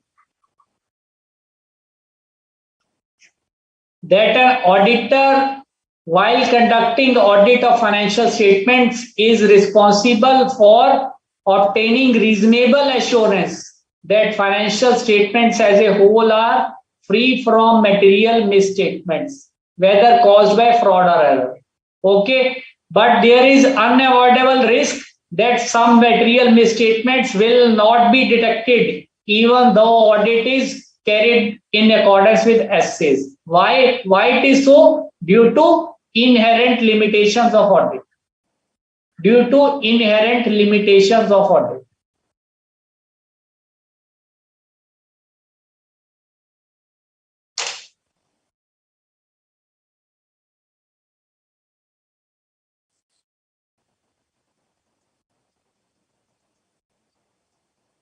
Because you know that auditor carries only a test checking. It is not possible for him to go into detail in every transaction. He makes a sample. There might be related party transactions which he might not be aware of. Okay. So that is why we say, as you have already learned, that this is the reason that audit risk cannot be reduced to zero, because due to the inherent limitations of audit. Auditor जितना मर्जी try कर ले लेकिन कुछ risk तो रहेगा ही. We have always known that audit risk cannot be reduced to zero. It can be reduced, its degree can be reduced, but it cannot be zero. Some inherent risk, some control risk, some detection risk, it would always remain. Okay.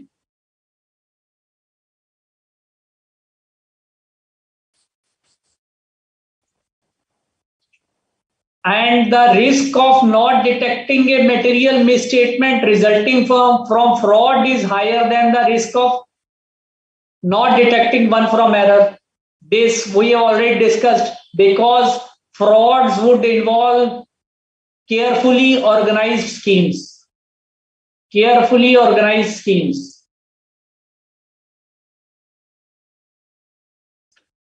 Fraud would involve carefully organized scheme designed to conceal it. Conceal means hide it, छुपाने के लिए.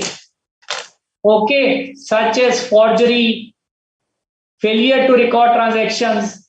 So such attempts may be even more difficult to detect when accompanied by collusion. Say the records have been falsified and say 5-10 employees of the company have also colluded. So how the auditor is going to detect? Because they would be producing what he is asking, and Mr. X is also saying the same thing, Mr. Y is also saying the same thing, and Mr. Z is also saying the same thing. So there would be no reason for the auditor to doubt. Okay.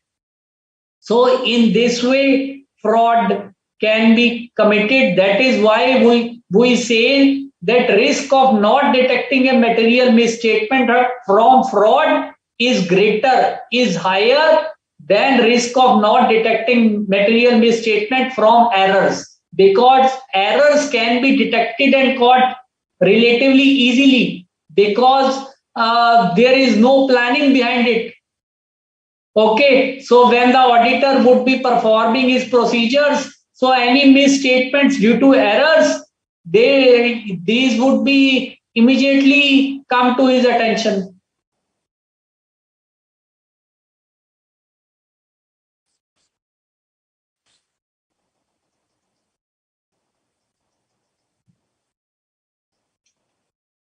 So the auditor's ability to detect a fraud depends upon factors such as the skillfulness of committer, perpetrator. The person who has committed the fraud, if he is very skillful, he is very clever, then it would not be possible for the auditor to detect the fraud. Or the degree of manipulation, if it is done on a large scale, okay, then the whole system would be behind it. पूरा का पूरा system ही ऐसा है, then how the auditor would be able to detect fraud. Okay.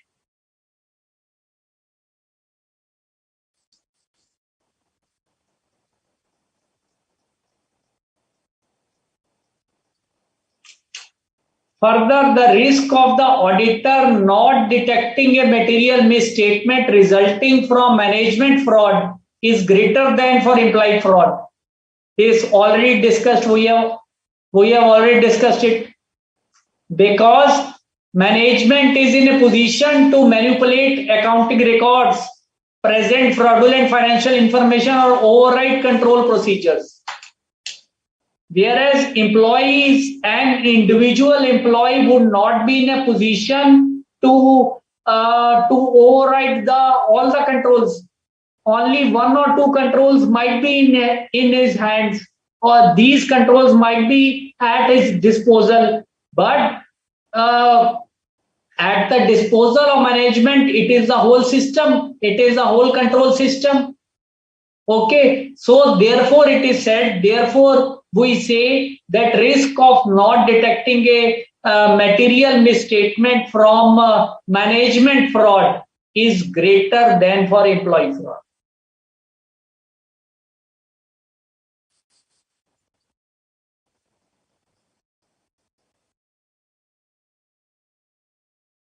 When obtaining reasonable assurance, the auditor is responsible for maintaining an attitude of professional skepticism so that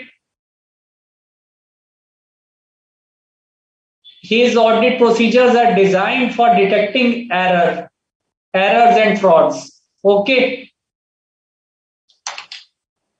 Okay, students. So now, students, I would request you to study this box item, and without seeing the answer honestly, just tell me what should be the answer. While auditing XYZ Limited, auditor was told by Mr. Mahesh that he would be responsible for fraud and errors if occurring in the books of accounts of the company. Now, can the auditor accept such a position? Now, without reading in from your module, guys, honestly tell me what should be the correct position in just 1 or 2 lines. Do not read the answer. Honestly, guys, do not read the answer. It is only when you give your own answers without reading from the solutions that you gain confidence. It is for your benefit, guys. No, Aradhana, just writing yes or no would not be sufficient. Just write a line 1 or 2 so that I can know that you have understood the concept.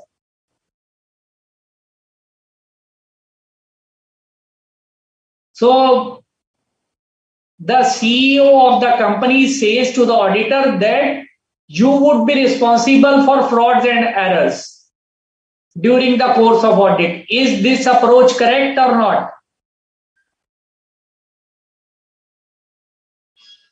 Yes, only 1-2 mails, guys.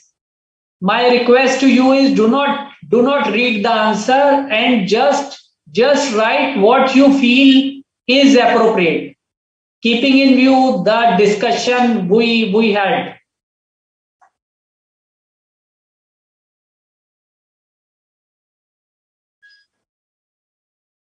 Yes, 3-4 mails only. Akash, Neel, Meghna, Sharma, Aditi, Hitesh.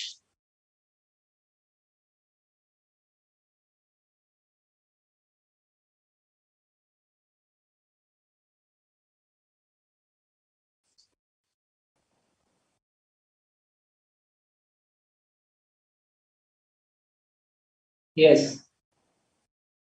Now some mails are coming.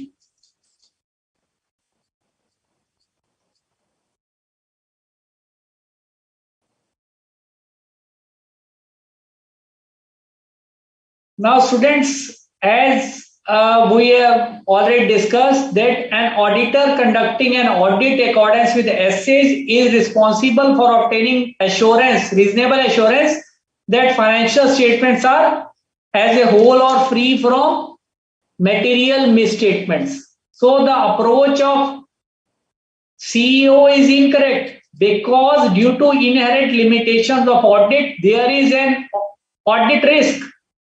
There is an unavoidable audit risk that some material misstatements will be there. Even though audit has been conducted in accordance with essays, even though it has been planned and performed in accordance with essays, there would be risk that material misstatements are there.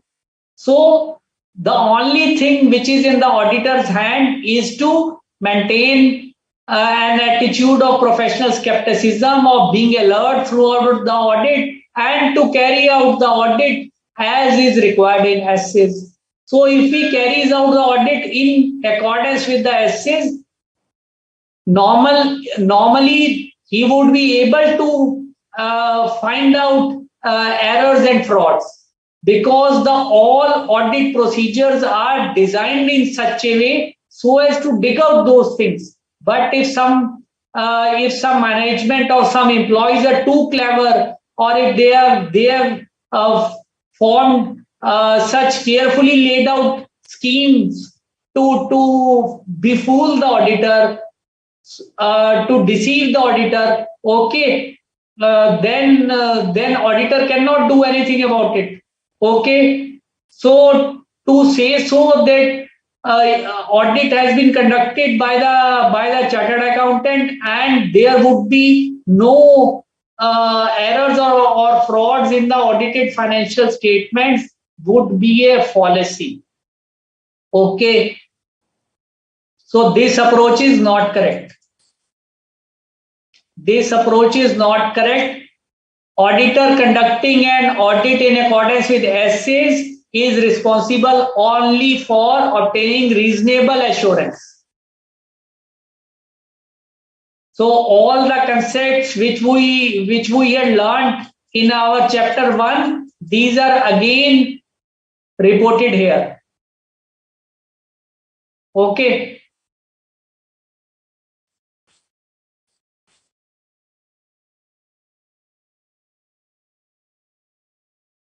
No, Hiral, the question is asking, you are saying who is responsible, auditor or CEO? The question is asking about the auditor. That Mr. Mahesh is asking, is telling the auditor that you would be responsible for frauds and errors.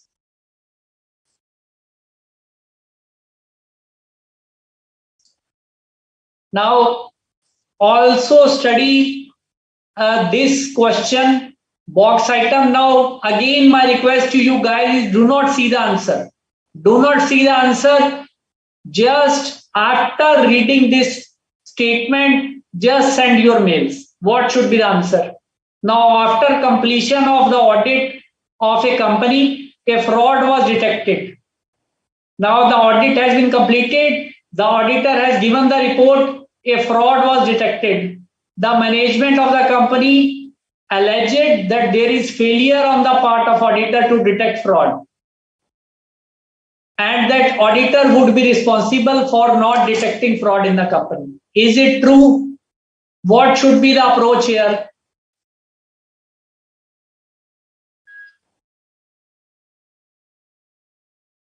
Yes, study the box item and drop your mails. Do not, guys, do not read the answer, because all these things we are discussing it from the beginning of this session.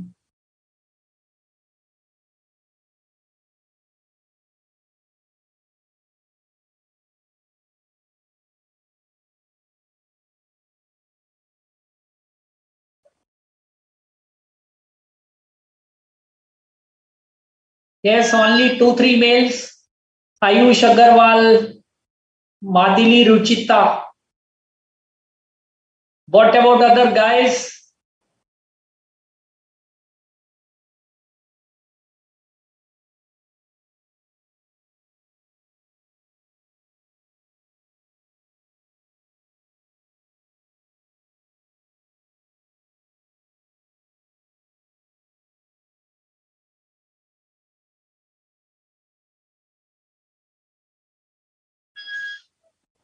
Yes, Akash Neel, Hitesh, Kiran, Aditi Tiwari.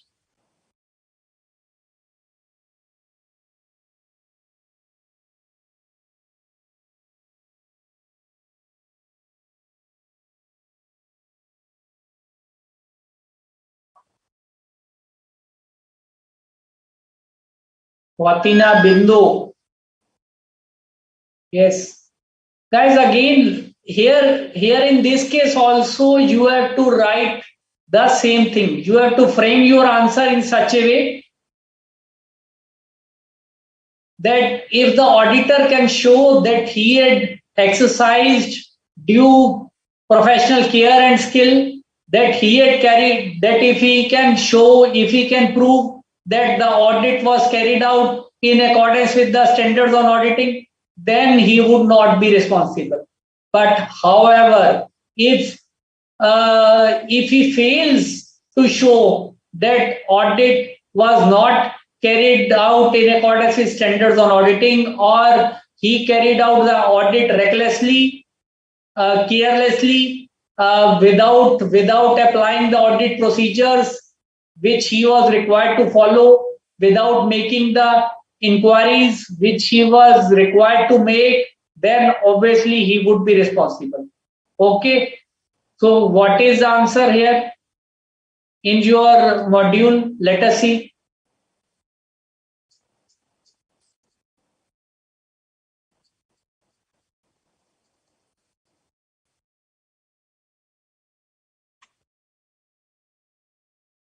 So again, it is quite descriptive.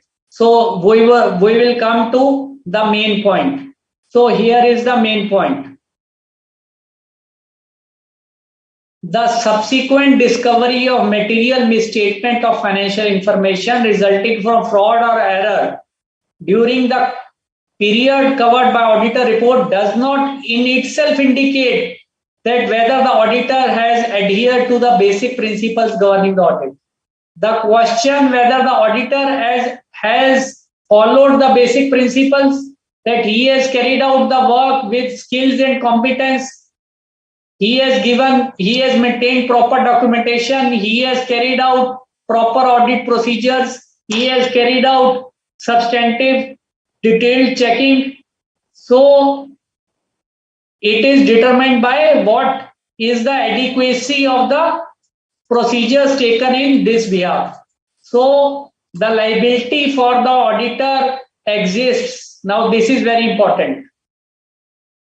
The liability of the auditor exists only when such failure is due to not exercising reasonable care and skill. He can only be held responsible when he has not exercised reasonable care and skill. He has not done the work, he has not done the audit by applying professional standards. Okay. Thus, in the instant case, after the completion of statutory audit, if a fraud has been detected, the same by itself cannot mean that the auditor did not perform his duty properly. If the auditor can prove with the help of his papers, documentation, that he has followed adequate procedures, then he cannot be held responsible.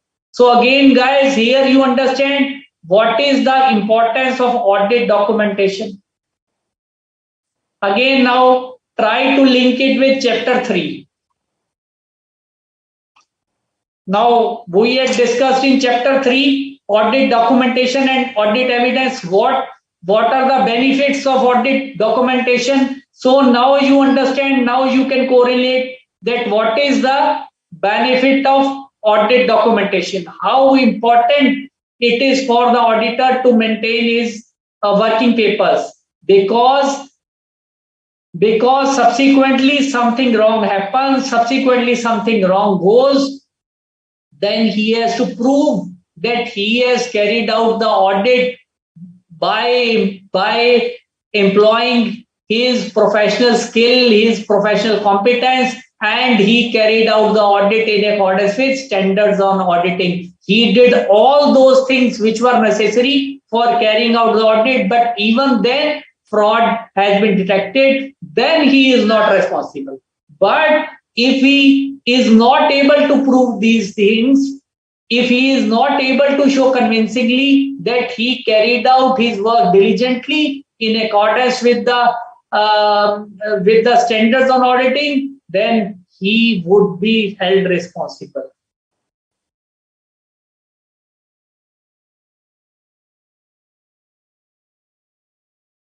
Now, Vimal Kumar Sorolia, you are asking why government does not give power of investigation to auditors.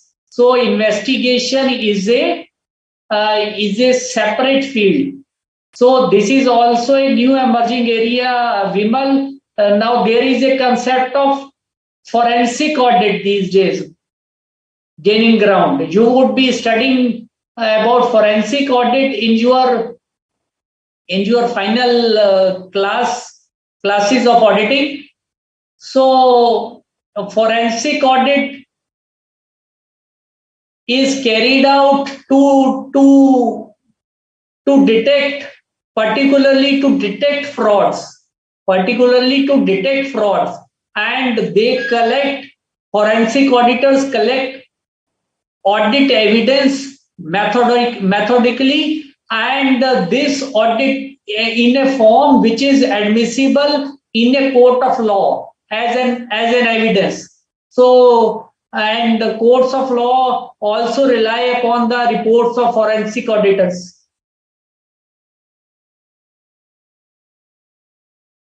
So already, Vimal, there is too much responsibility on auditors. So do not burden them with more responsibility.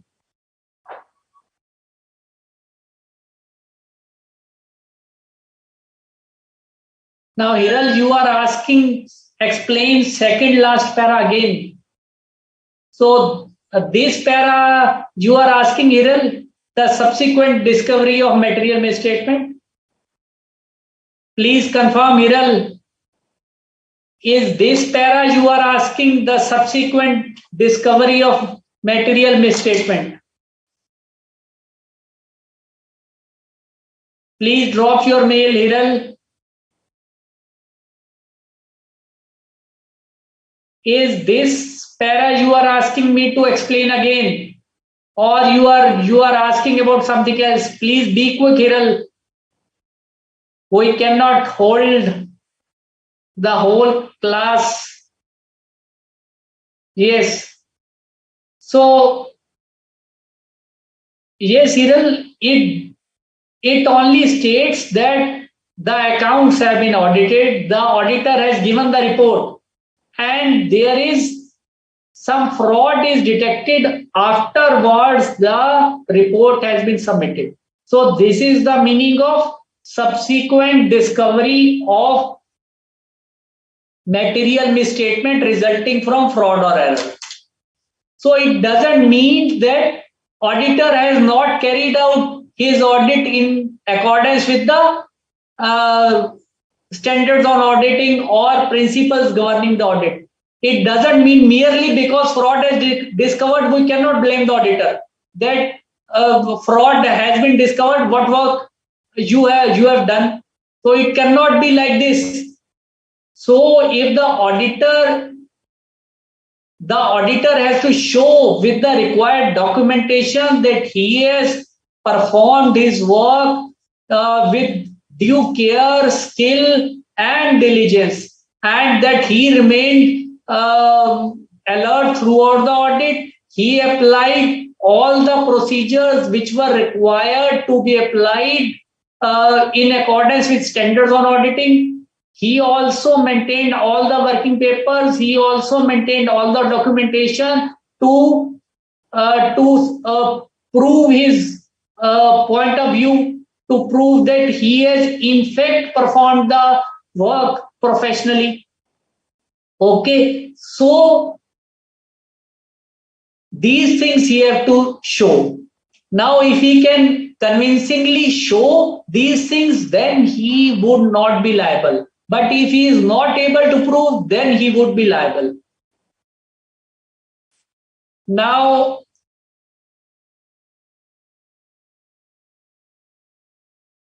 the question of whether the auditor has adhered to the basic principles governing on audit, such as performance of the audit work with required skills, documentation, is determined by the procedures undertaken in the circumstances.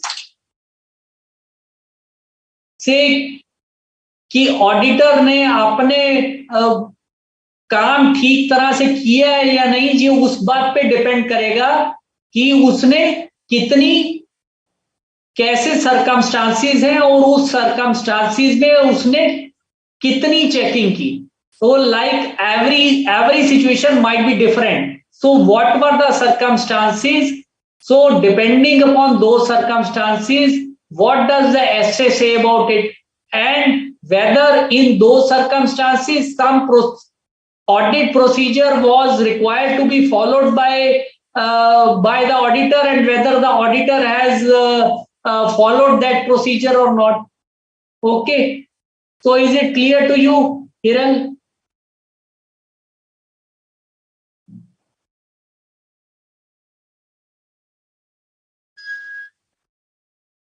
Yeah, Ayush, again, you are talking about sales and square footage. I think we will take up your issue in next class. In next class, we will be taking your issue of that example. I was not able to see that particular line during break. So definitely I will take that issue. I have noted it down. And I'll take that issue. And I hope you would also be attending Tuesday's class. So this way you would have an incentive to attend Tuesday's class. So this is what we call as incentive. Okay.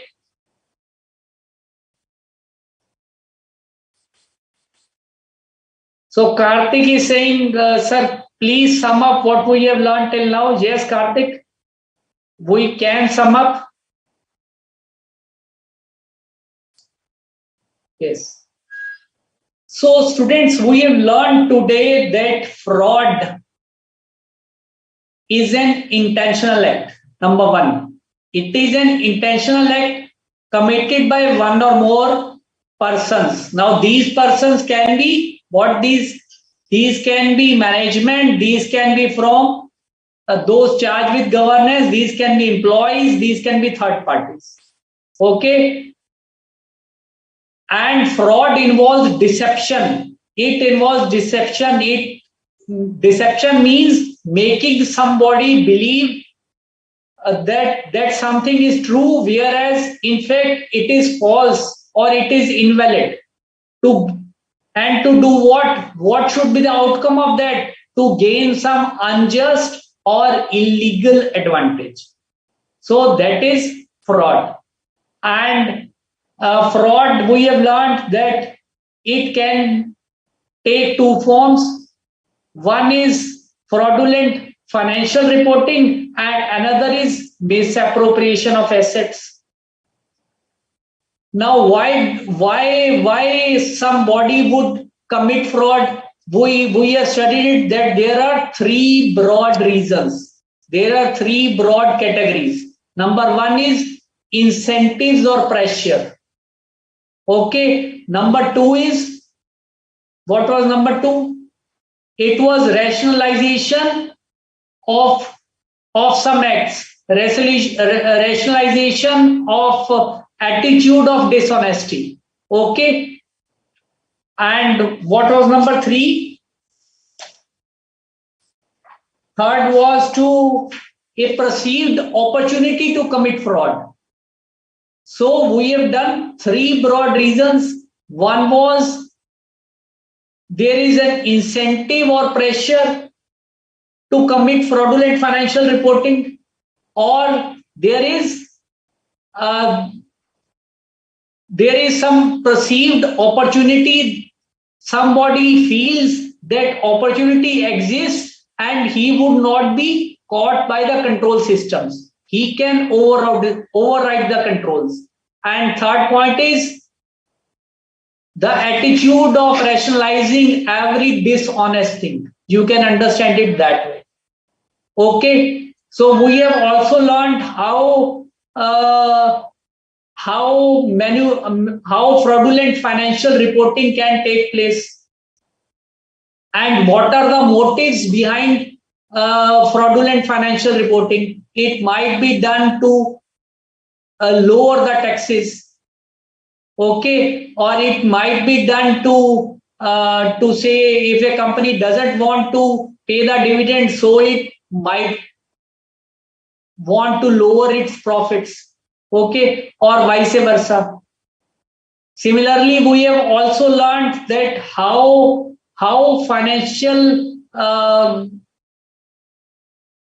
fraudulent financial reporting can be done, in what ways it can be done, like booking fake expenses, like overstating revenues or understating revenues, like overstating or understating inventories, or by charging of items of capital nature to revenue account, or charging items of revenue account to capital account. So there can be many ways of doing for fraudulent financial reporting. These are just examples.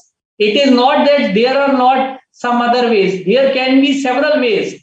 These are some of the examples. Okay. And another point was that fraud can take form of misappropriation of assets. Now, misappropriation of assets can be misappropriation of goods or defalcation of cash. Now, what was misappropriation of goods? Misappropriation of goods is generally committed by employees of relatively small and immaterial amounts.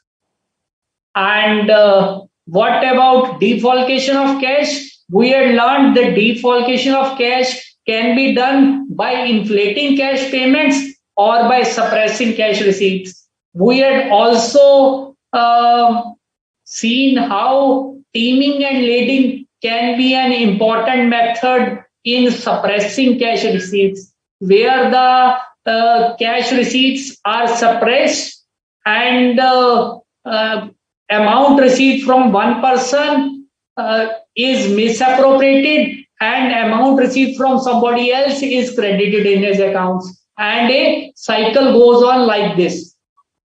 So during this period, this cycle might go on for a long time, and during this period the amount, the cash, might be used by the concerned employee. We have also learned that primary responsibility of preventing and detecting frauds lies with the management, with those charged with governance. Auditor comes into picture afterwards. Okay. Primary responsibility of preventing frauds is of management. Management has to devise sound system of internal control that frauds do not occur at first place. And even if they occur, the system should be so strong that it is able to detect those frauds. Okay. And a very important thing we have learned, that the auditor has to show that he had carried out the audit in accordance with standards on auditing, and by employing his professional skill, he has carried out the audit diligently by taking all the care and employing all the skills and following all the audit procedures which he was required to follow. So if he is able to show that he has conducted the audit in this manner, then he is not liable. However, if he is not able to demonstrate these things, then he would be liable.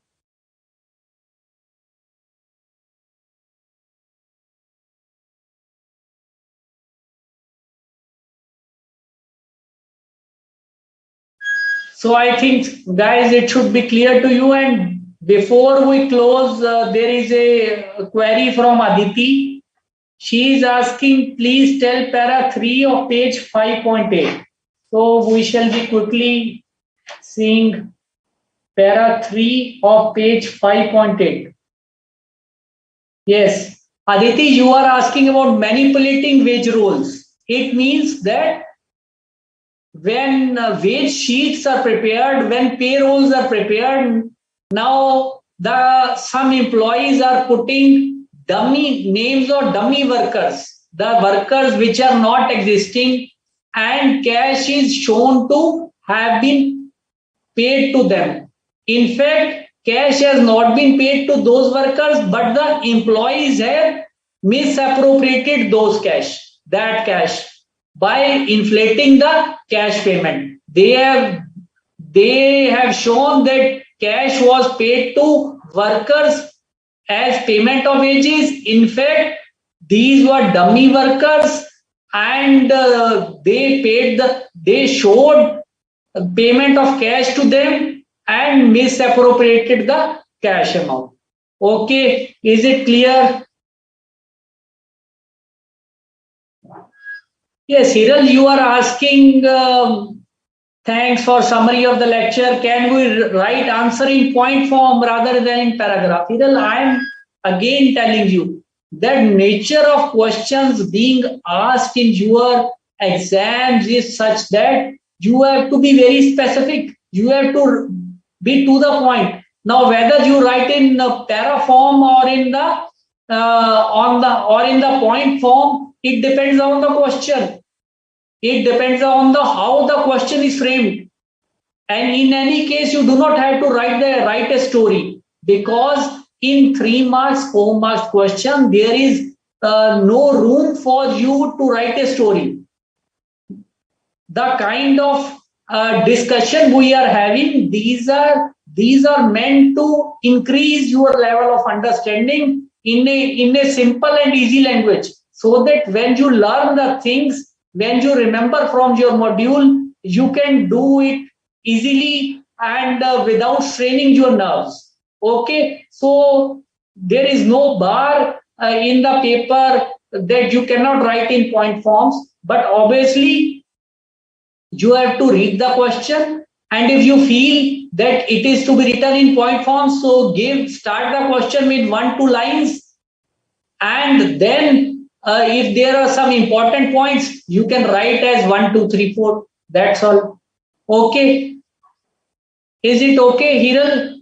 So, good night to all of you guys. See you on Tuesday for the remaining part of this lecture, and that part is very, very important, guys, because it is concerned with the reporting responsibilities of frauds in case of companies. It is very important, not only from the point of view of your exams, but also practically. And many times questions are coming from this area. So guys, see you on Tuesday. Thank you, guys. Thank you.